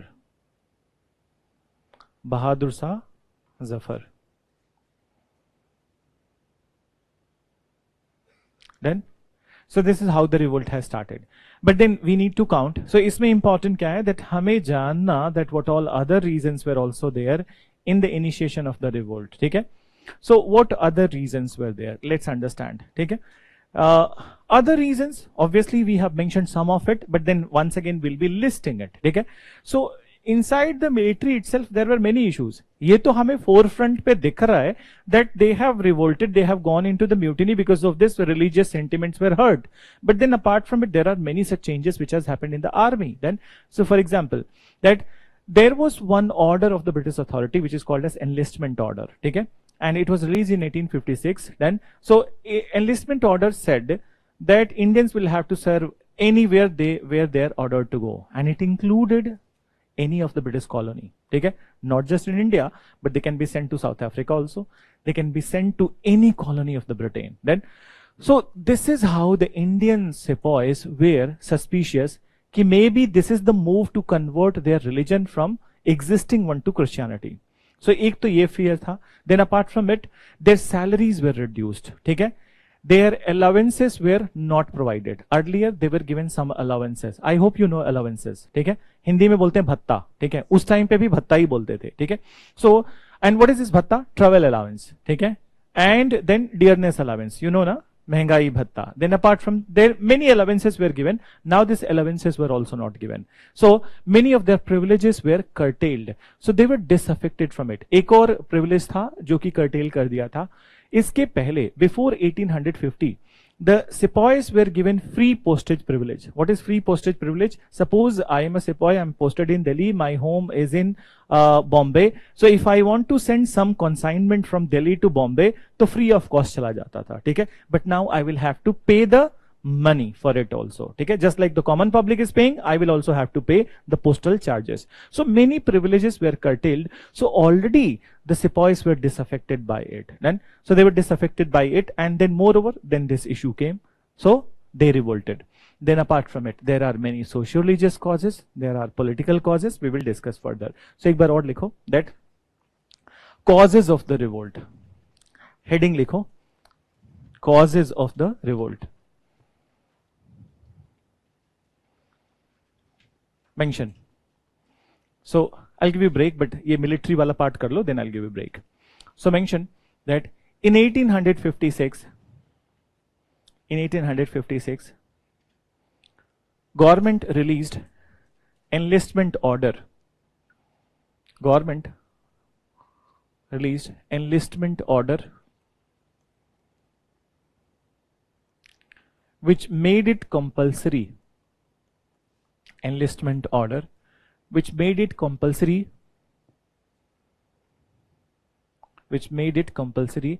on the part of sepoys, which made it compulsory on the part of sepoys to serve the duty,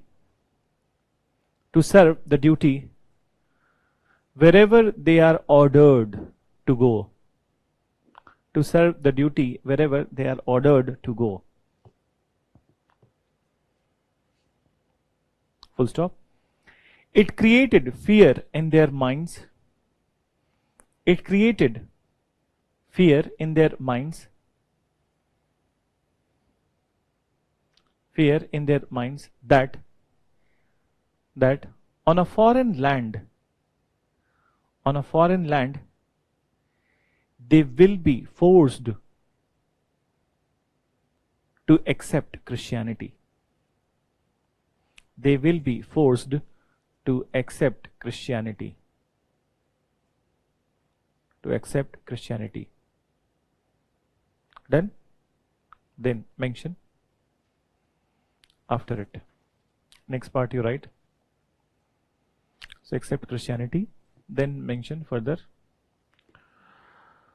Many privileges of the sepoys were curtailed. Many privileges of the sepoys were curtailed. For example,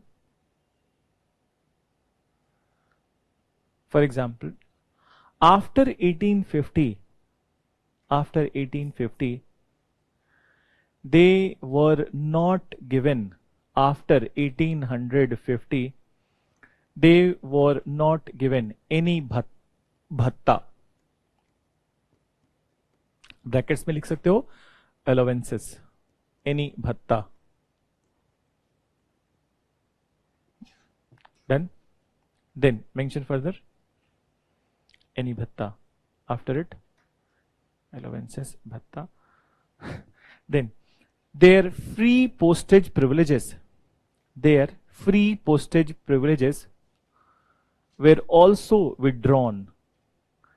Free postage privileges were also withdrawn. Then next you write, the highest position that an Indian could reach in the army,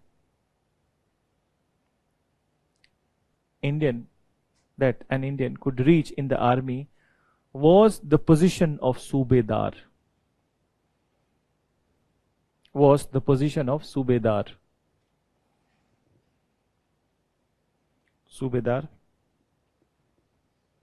And which confirms the discrimination in the promotions.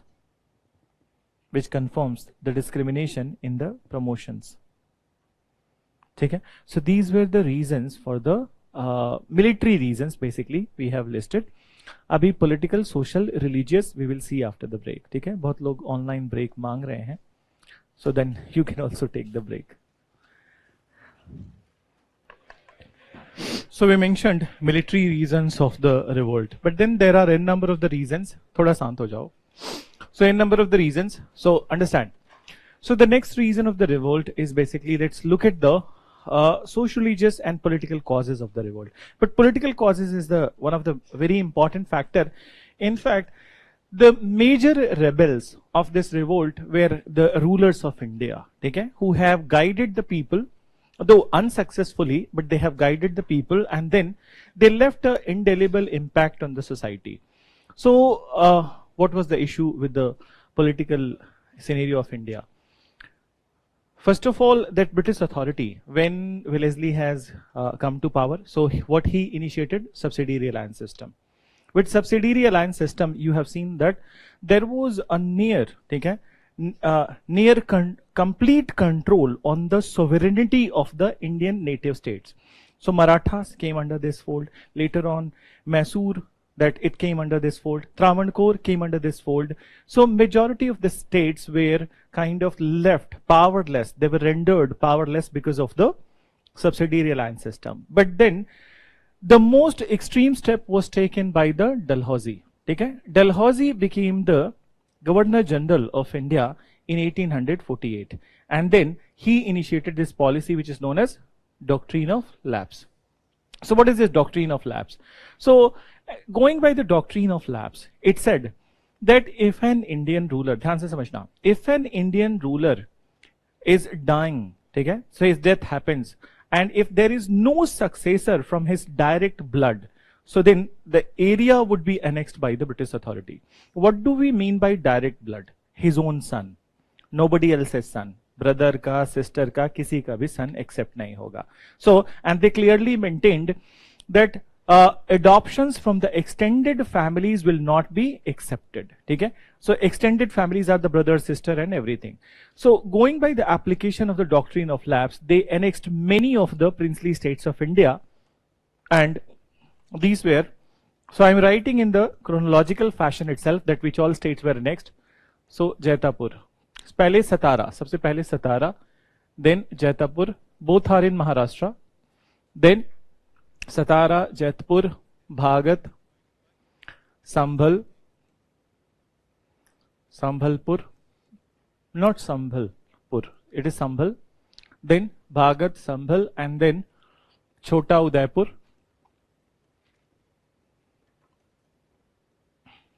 after that comes Jhansi, and then comes Nagpur.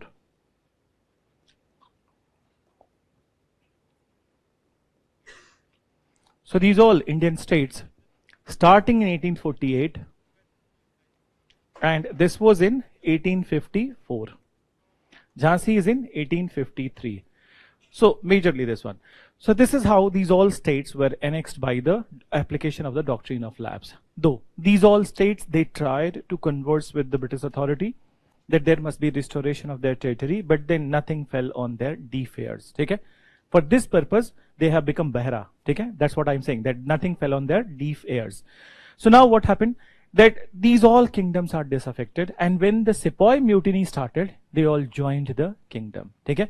So they all joined the revolt. Then, so it included one of the most important person from the Jhansi, and that was Rani Lakshmi Bai of Jhansi, who was one of the most daring person from this particular revolt. So Rani Lakshmi Bai. Then apart from it, there were many leaders. So for example, that ruler of Bareilly also joined, Khan Bahadur. Then Bahadur Sahib was already giving his leadership. Then apart from it, Kanpur ruler, okay, Nana Sahib, he also joined the battle, and he joined the mutiny with his trusted aide Tantia Tope. Then there was a zamindar from Bihar, his name was Kunwar Singh. Okay? So, sorry, Kunwar Singh, who was the zamindar of Jagdishpur. And why he joined the battle, I'll tell you. Sunset clause of the permanent settlement. Remember? He was not able to make the payment on time, and that's how his landed estate, his zamindari estate, was confiscated. So these all people have joined the battle. Okay? And then it continued for 6-8 months. And in these 6-8 months, that though they were not successful, but they all fought bravely. And the most brave fight was put on by the Rani Lakshmi Bai of Jhansi. Okay? So we'll talk about her fight. What is that fight? So I'll tell you one small story related to her. Originally, who was she? So Rani Lakshmi Bai was originally, she was from a Marathi family then, and her original name was Manikarnika. It was not, Lakshmi Bai was not her original name. So her original name was Manikarnika, and she was born, she was from a Marathi family, but born in Kasi. Okay? So Banaras. And in fact, in Banaras, if you go, so you see a ghat which is named after her original name, Manikarnika Ghat. So it is actually named after her. See, her father was a very important courtier in the court of the last Peshwa, Bajirao II. Okay? So he was a reputed officer in the Bajirao II's court. Moreover, her upbringing has happened in the Bajirao II's court also. Then everyone was knowing, and in fact, it was all good in the Bajirao II's court when it came to the Manikarnika. Then moreover, what has happened, that her marriage, Manikarnika marriage, was done with the Raja Gangadhar Rao Nevalkar of Jhansi. Then, so she got married to Raja Gangadhar Rao Nevalkar of Jhansi, and moreover, Raja was not keeping well around 1853-52, and moreover, Gangadhar Rao Nevalkar, okay? So he is the one who has given the title of the Manikarnika Rani Lakshmi Bai. Then after, his death happened in 1853, and after his death, there was an adoption from the extended family. So his brother, son was adopted, who was named Damodar. And so Damodar, but then British refused this adoption, and then by the application of doctrine of lapse, they annexed Jhansi in 1853. So this is when the Rani has given a call that मैं अपनी झांसी नहीं दूंगी, and then she participated in this particular revolt. So she was one example to emulate. Moreover, British were not impressed by many other people who were there in the revolt, but they were impressed by the Lakshmi Bai. So the British general, whose name was General Hugh Rose, he paid homage to the Rani after her death, and what he said, that the Indian mutiny has produced, he said, the Indian mutiny has produced but one man, and that man is a woman. Then, so that man is a woman. So this is what he said about the Rani Jhansi. Okay? And rest of the people, when it comes to the rest of the people, so we'll further talk about all of them. Moreover, one more personality who joined this battle was Awadh Queen Begum Hazrat Mahal. Okay? So her episode also will talk elaborately in the elaborated classes. Okay?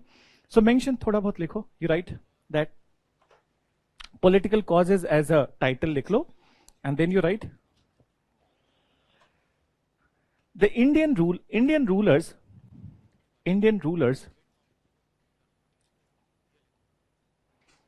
were dominated and subjugated by British authority.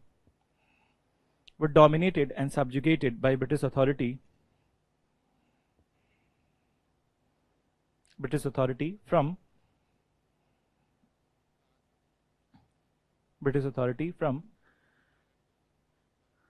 very long, through the policies like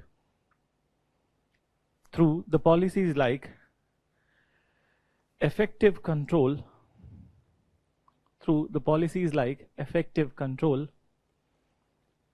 of Cornwallis,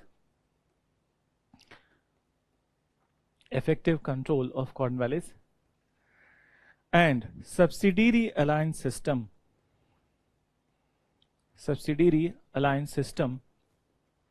of Wellesley.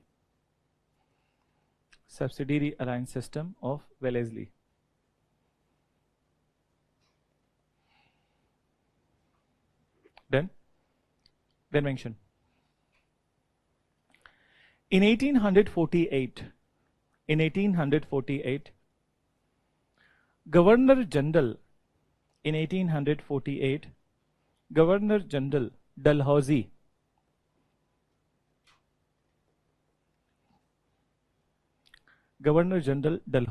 implemented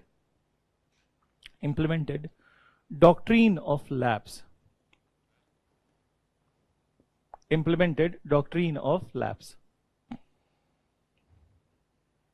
Then mention.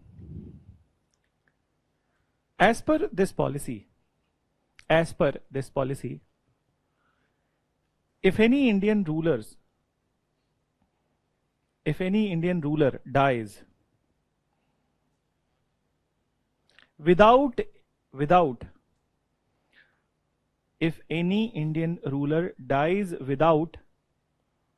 a successor from direct blood,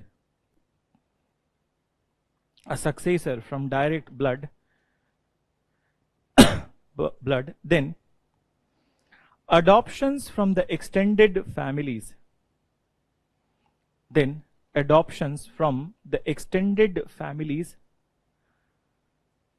will not be accepted.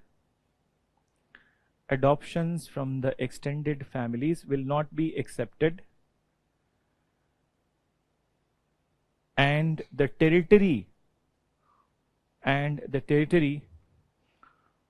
of the native ruler and the territory of the native ruler will be annexed.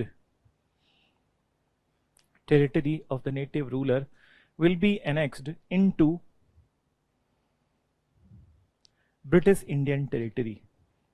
Will be annexed into British Indian territory. Full stop. By the application of this law, following states were annexed. Following states were annexed. So, जो नाम लिखा था मैंने, where I have written it, right in the same sequence. Start with the Satara, then Jaipur, Bhagat, Sambal, Chota Udaipur, Jhansi, Nagpur.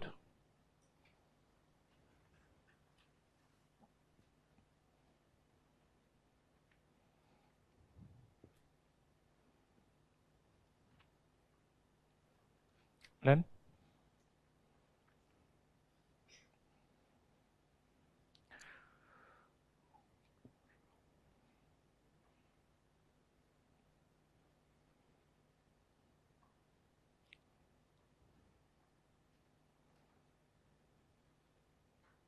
हो गया? So now listen, that not listen, right, paragraph change करके लिखो. It led to the participation of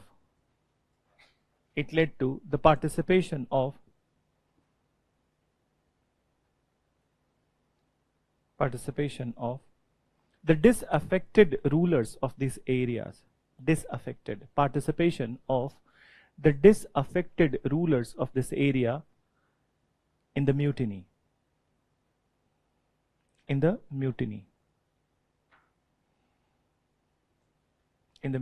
Which includes the names like so likho, Rani Lakshmi Bai of Jhansi,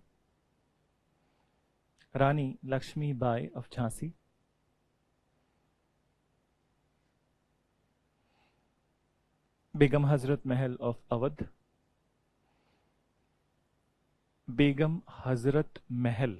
chalo I'm writing on board, of Awadh, then mention Nana Sahib of Kanpur, Khan Bahadur of Sambhal,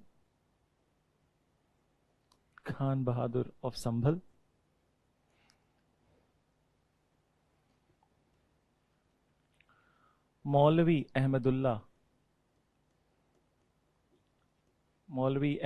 though he is not ruler, but his name I am writing, of Faizabad, Kunwar Singh of Bihar, etc. Kunwar Singh of Bihar, etc. Then you write the next part. Heading लिख के छोड़ दो, socio-religious cause.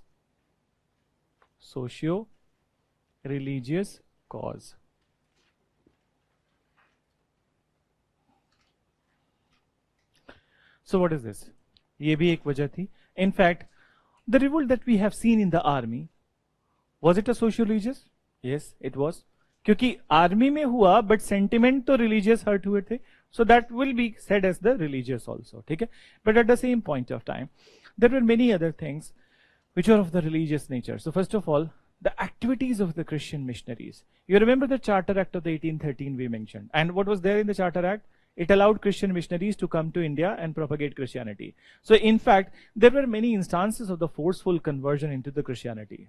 So the activities of the Christian missionaries was not liked by the Indian society.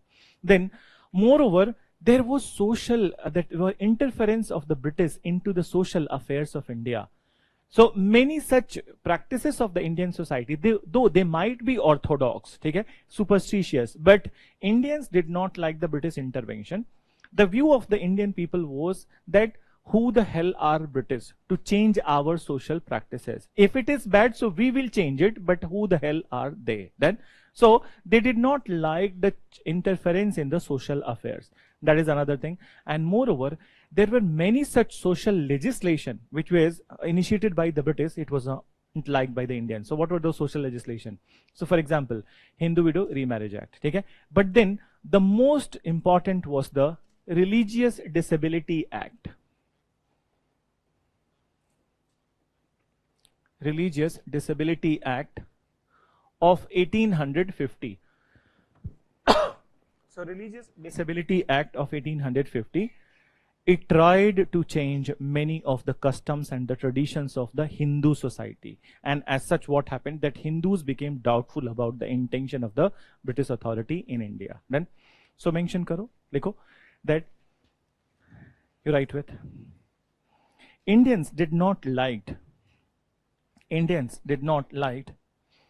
the intervention. Indians did not like the intervention of British in the social affairs of India.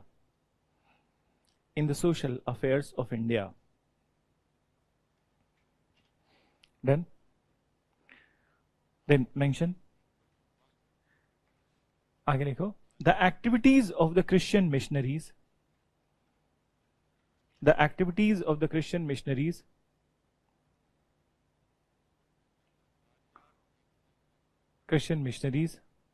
was also detested by मतलब not liked by, ठीक है? So was also detested by Indian society. Full stop. Moreover, the legislations like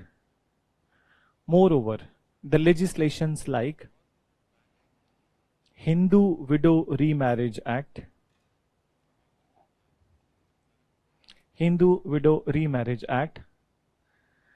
and Religious Disability Act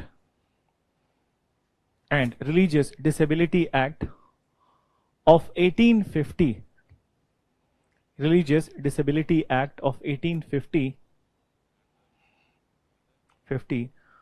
was seen as an attempt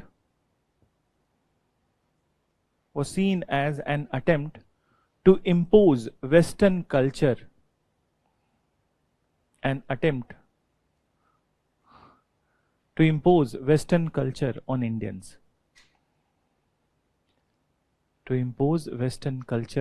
Indians. ठीक है?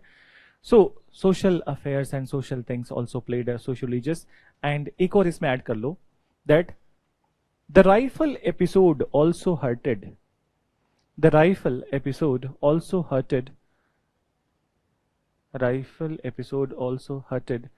religious sentiments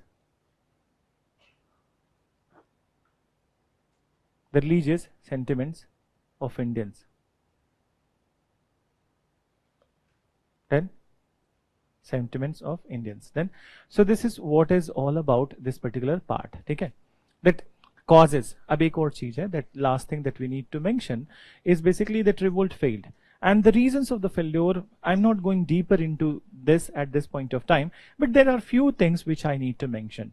So can you tell me that why the revolt failed and why British were successful despite unity?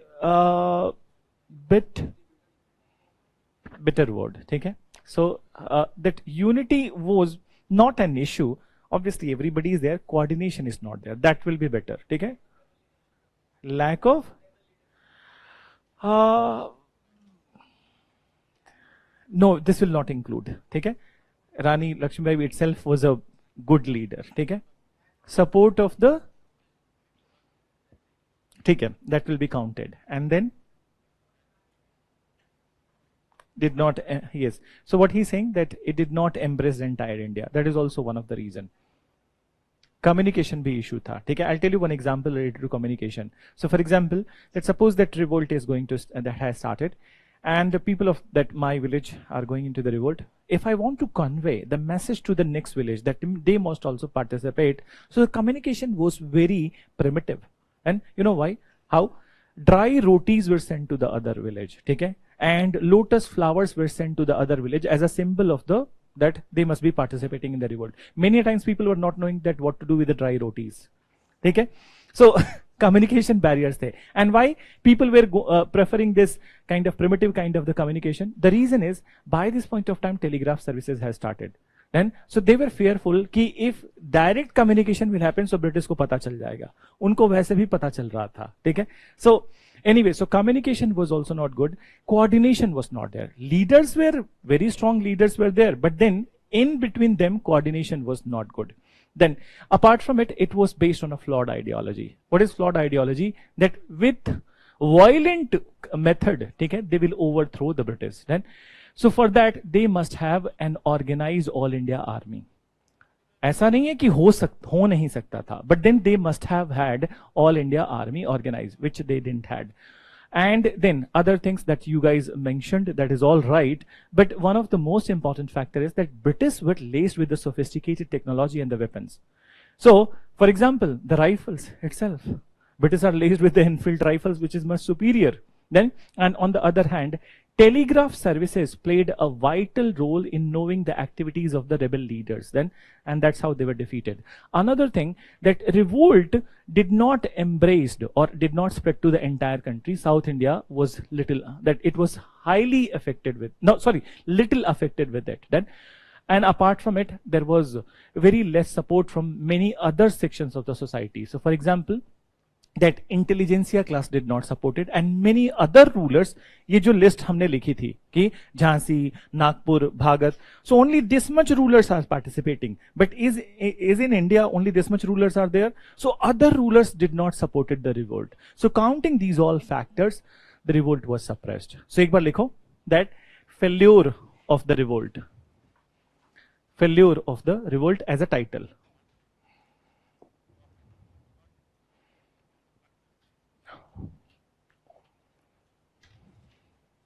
Number one, it was based on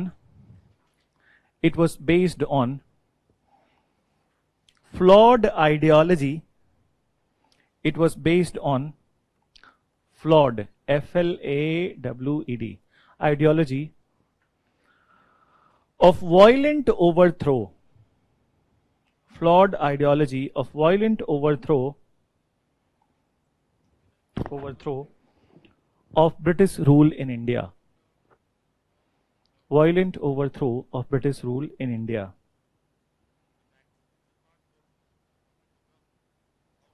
Then, without having, comma के बाद लिखो, without having an organized armed force.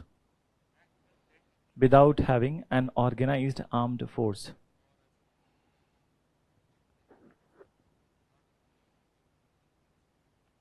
Then, second, absence of feeling of nationalism. Absence of feeling of nationalism. ठीक है? Next, lack of coordination. Lack of coordination among the rebel leaders. Lack of coordination among the rebel leaders. And next, all the leaders of revolt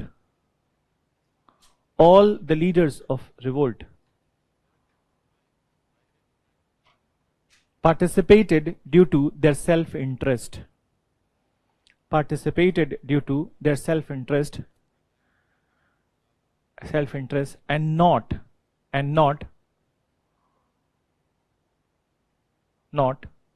for pan-India matter. Not for pan-India matter. What is pan-India matter? हाँ, पूरे country के लिए नहीं वो. In the revolt, they were participating for their own cause. So, for example, that if Kumar Singh is participating, he wants his landed estate back. Okay? Then if Rani Lakshmi Bai, so she wants that. We are not demeaning her, okay? But we are just analyzing it. Okay? So she is participating to get the Jhansi back. Okay? Then Kumar Singh wants, sorry, not Kumar Singh, Nana Sahib wants to revive his pension, which was given to him by the Britishers. So everybody is participating for their own self-interest. Then, so that was one of the impediment in the success of the rebels. Then आगे भी लिखो, mention. Revolt did not spread to entire country. Revolt did not spread to entire country, comma, South India was relatively untouched. South India was relatively untouched. और एक last लिखो. British were laced with, LACED, laced with sophisticated weapon and technology. British were laced with sophisticated weapon and technology. Full stop. For example, telegraph services. For example, telegraph services which regularly informed about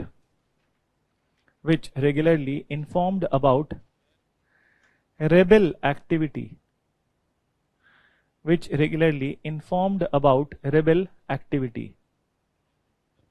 Done.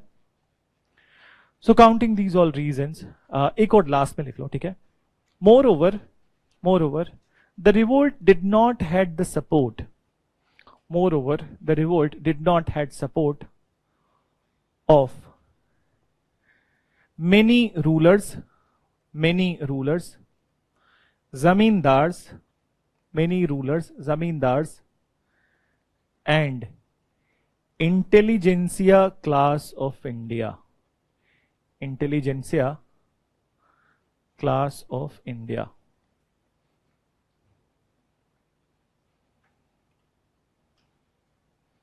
Intelligentsia class of India. Then so एक last लिखो. Significance of the revolt. Significance of the revolt. Significance of the revolt. देखो मैंने क्या बना दिया तुम लोगों को. Typing machine. I very well remember that first day that what was your speed, okay? And now I can see that very good improvement is there. It's actually commendable that you're writing fast. I'm observing you all. So you have increased your speed. That's a good thing. That's how you complete the paper. Then, so कोई दिक्कत? Obviously ये सारी exercise Hindi में बोले तो सारी कवायद इसीलिए है कि मेंस में पेपर कंप्लीट कर सको, ठीक है? In fact, if you are left up with little bit of time, even the difficult questions also you can try little bit कि इसमें भी कुछ लिख के चले आए. ना कुछ लिखा तो कम से कम अपनी प्रेम कहानी तो लिख देंगे. चलो मेंशन करो, किसी का दिल पिघल जाए. So significance, listen. So when it comes to the significance of this revolt, though obviously it was a failure, okay, that it failed, but then this failure was required, okay? Why so? India was not a kind of a composite nation by 1857. We were the land of monarchies. So many monarchies were there. Then there was absence of the nationalism. So monarchies wale in episode mein, that's I just want to tell you that India jab free hua 1947, okay? So one of the challenge which I was mentioning, that integration of the princely states. Then, and in fact in this integration Sardar Patel, VP Menon and even Mountbatten also played a role. So how many princely states were there at this time? 980, okay? Out of which 289 something they joined Pakistan, and 565 around they joined India.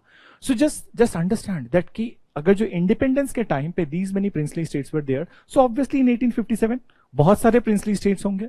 So if these many princely states are there, so a king, would he like that there must be democracy in his land? No, he will always like that his monarchy must be preserved. So that's why there was no nationalism at that time. But this revolt, now it made it clear that there is a common enemy to everyone. Then, and that is the British East India, so British authority. And that's how it implanted the seed of the nationalism. So the nationalism which was not there before 1857, now it is implanted. Another thing, that for good only, it led to the transfer of power from the company to British Crown. And British Crown, when it is coming to power, so they will be incorporating Indians into the administration. And that's how we will gain experience in the administration. And then after, we will be assertive about our political rights. So likho, even in its failure,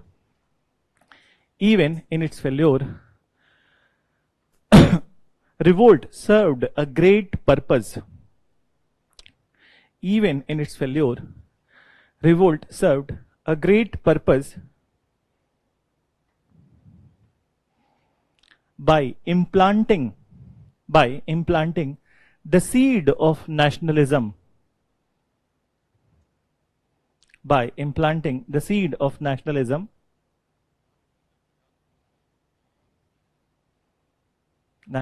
in India. Then, full stop. Moreover, there was complete communal harmony.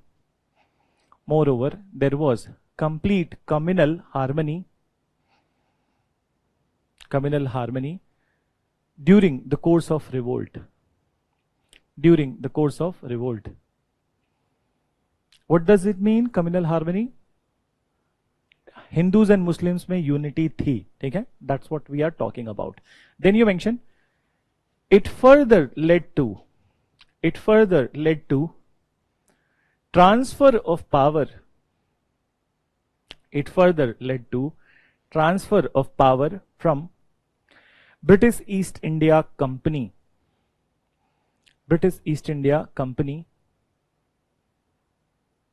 To British Crown.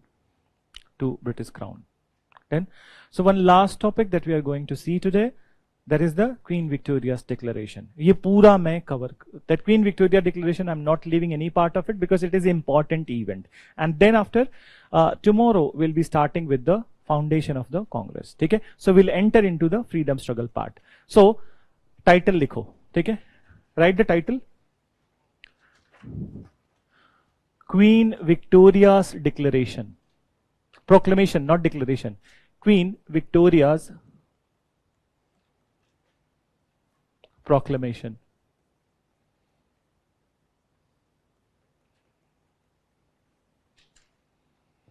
(1858).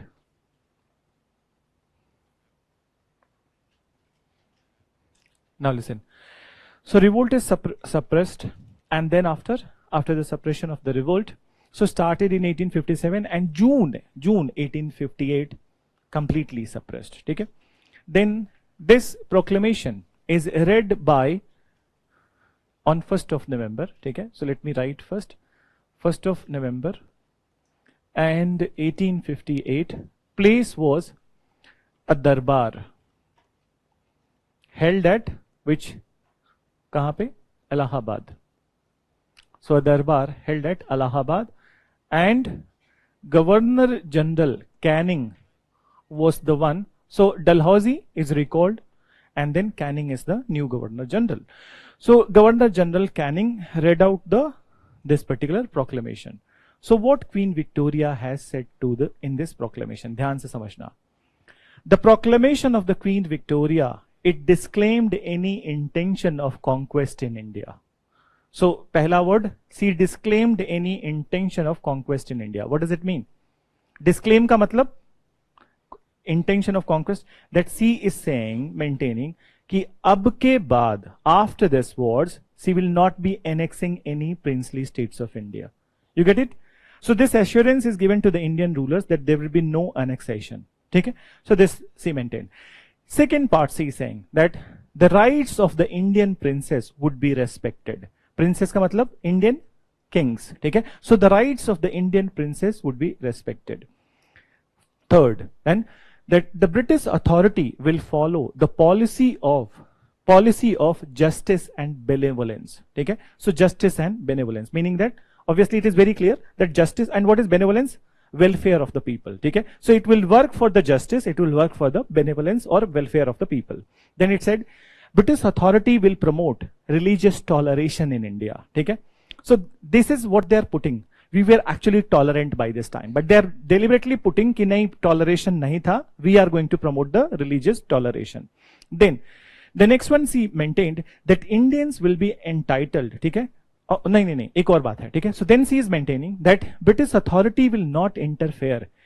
That British authority will not interfere in the social affairs and they will respect the customs, traditions, faith and beliefs of the India. ठीक है?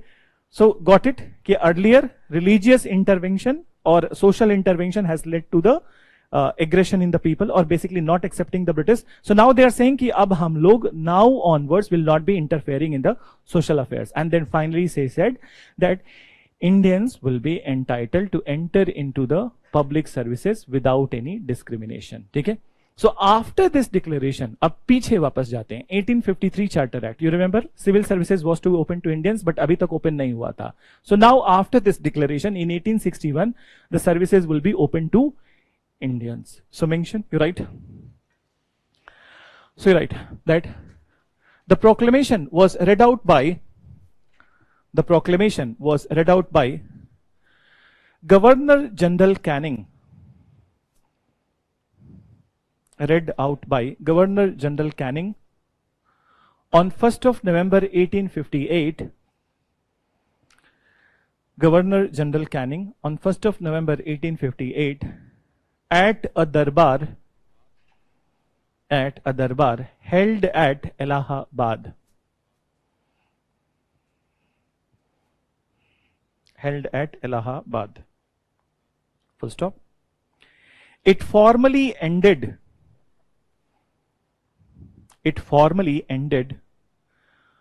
Mughal rule from India. Informally तो कब का खत्म हो चुका था, but then formally. ठीक है? So it formally ended Mughal rule from India and initiated British Crown rule. And initiated British Crown rule. Then next you mention after it. So and initiated British Crown rule, full stop. After it, change paragraph and then you mention the proclamation disclaimed any intention. The proclamation disclaimed any intention of conquest in India. Disclaimed any intention of conquest in India. Conquest in India. Full stop. Then mention. It assured that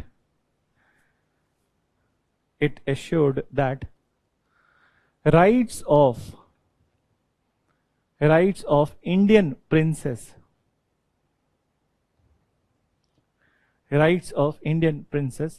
would be respected. Rights of Indian princes would be respected. Full stop. British will also respect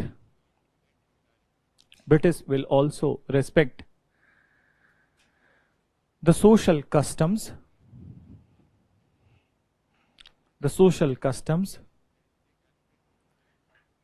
traditions, faith and belief of Indians. Faith and belief of Indians. Belief of Indians. Full stop. It further added that British authority will follow the policy of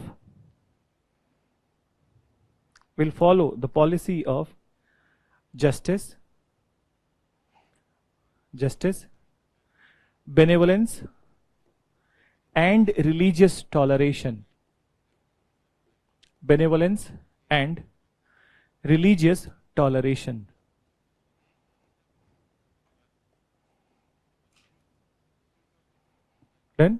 Then mention religious toleration, full stop. After it, next you write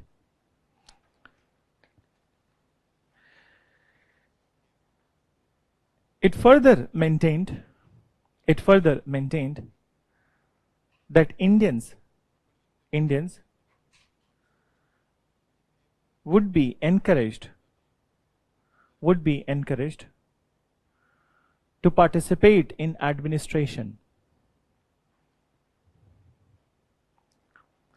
Indians would be encouraged to participate in administration without discrimination on certain grounds. Okay? So now one more part is to be added into the Queen Victoria's declaration. कि एक तो declaration का part था. We have already explained it. And then with the declaration was attached Government of India Act 1858. So write the title. Mention Government of India Act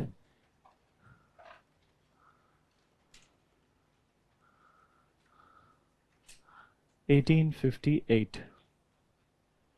Then, so now listen that what is there in the Government of India Act 1858. Little bit is there.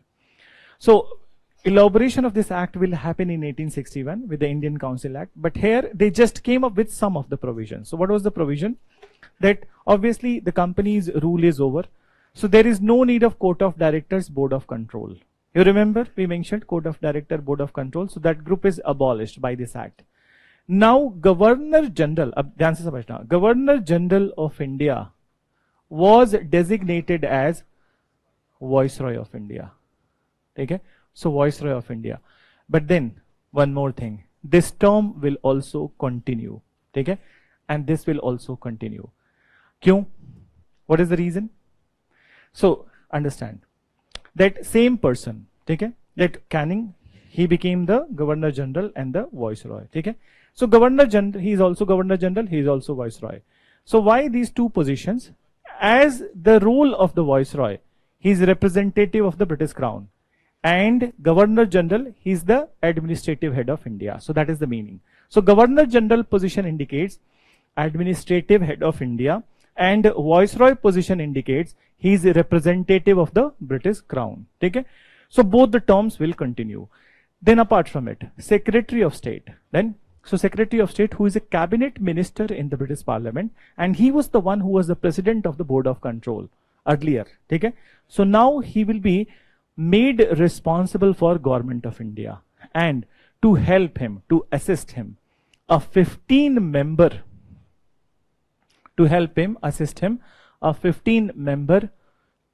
Council of India was created.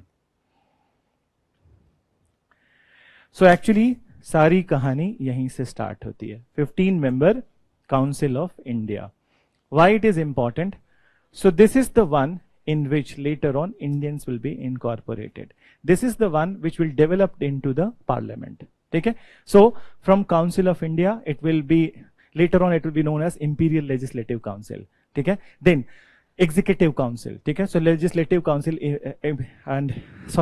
Legislative Council and Executive Council, both will be the part of it. And then apart from it, by the time of the 1920s, it will be the Central Assembly. Okay? And by the time of the 1947, it will become the Parliament of India. Okay? So this is the beginning of the representative institutions in India. Okay? So we'll see further elaboration of the Council of India in 1861, that is the Indian Council Act. ठीक है, इसीलिए नाम दिया है Indian Council Act, meaning all the other provisions of the council will be elaborated in the 1861. So लिखो इसको, mention करो. It abolished the group of Court of Directors. It abolished the group of Court of Directors and Board of Control. And Board of Control. Then mention further after it. Number 2. Now, Governor General of India was also designated as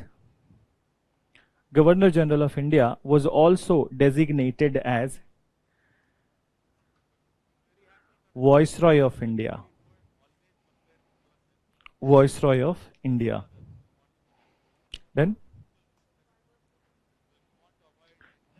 see, I told you already. वो समझने में obviously that we will get it to know. But then you are asking in the last leg. So, administrative head. ठीक है? He was already the administrative head. But then when he becomes the representative of the crown, so he has to report all the developments and everything to the crown as it is. So there are two roles. Second role is created. Earlier the reporting part was not there, but now there is a reporting part over here. Similarly, that who is governor, if you have to compare it in the state. So governor, he is obviously that he is the executive, that on one hand, that all the bills and everything are ratified by the governor. So he is looking after one of the person who looks after the bills and then other things, that all the things are happening as per the mandate of the constitution. But on the other hand, he has to report it to the president also. Okay? So that convenience, okay, was created in 1858 to solve the two purposes. Okay? So एक तो already है कि he is the administrative head, which is continuing from 1833, and now the new thing which is created, basically reporting to the crown. So that's it. So mention, you write the last one. A cabinet minister of the British Parliament,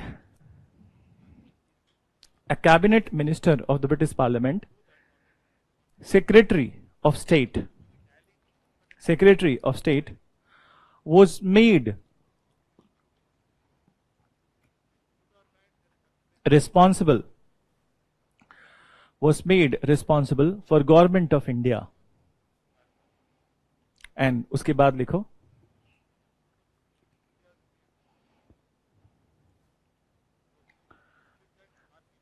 to assist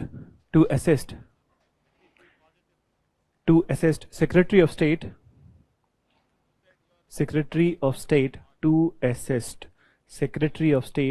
a 15-member Council of India was created. A 15-member Council of India was created.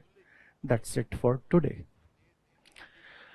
So कल we will be starting with the foundation of the Congress. ठीक है? And ये जो बीच में acts हैं उनको भी थोड़ा बहुत mention करेंगे. ठीक है? तो ताकि हमारी connectivity बनी रहे. ठीक है? चलो, so meet you tomorrow with the freedom struggle.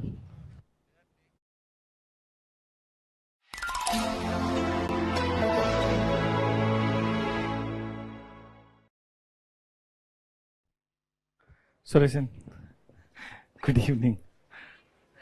All well? So listen, that today is the 8th class, I think, okay? And then including today's 12th would be the last class. So will have to be little quick in our course because we have not completed even half of it. तो आज मैं तुम लोग के questions बीच में नहीं लूँगा, ठीक है? Will that be fine? बाद में देख लेंगे. So let's go ahead with the flow of the class itself. ठीक है? So let's start with last class. What we discussed, army नहीं discussion था, civil services and the police. ठीक है? So we'll start with the army today, and then a little bit discussion on judiciary.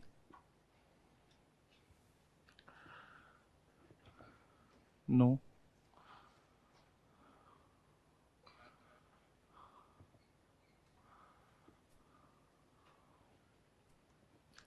So let's start with the discussion on the army. So when it comes to the British Army, understand that when the charter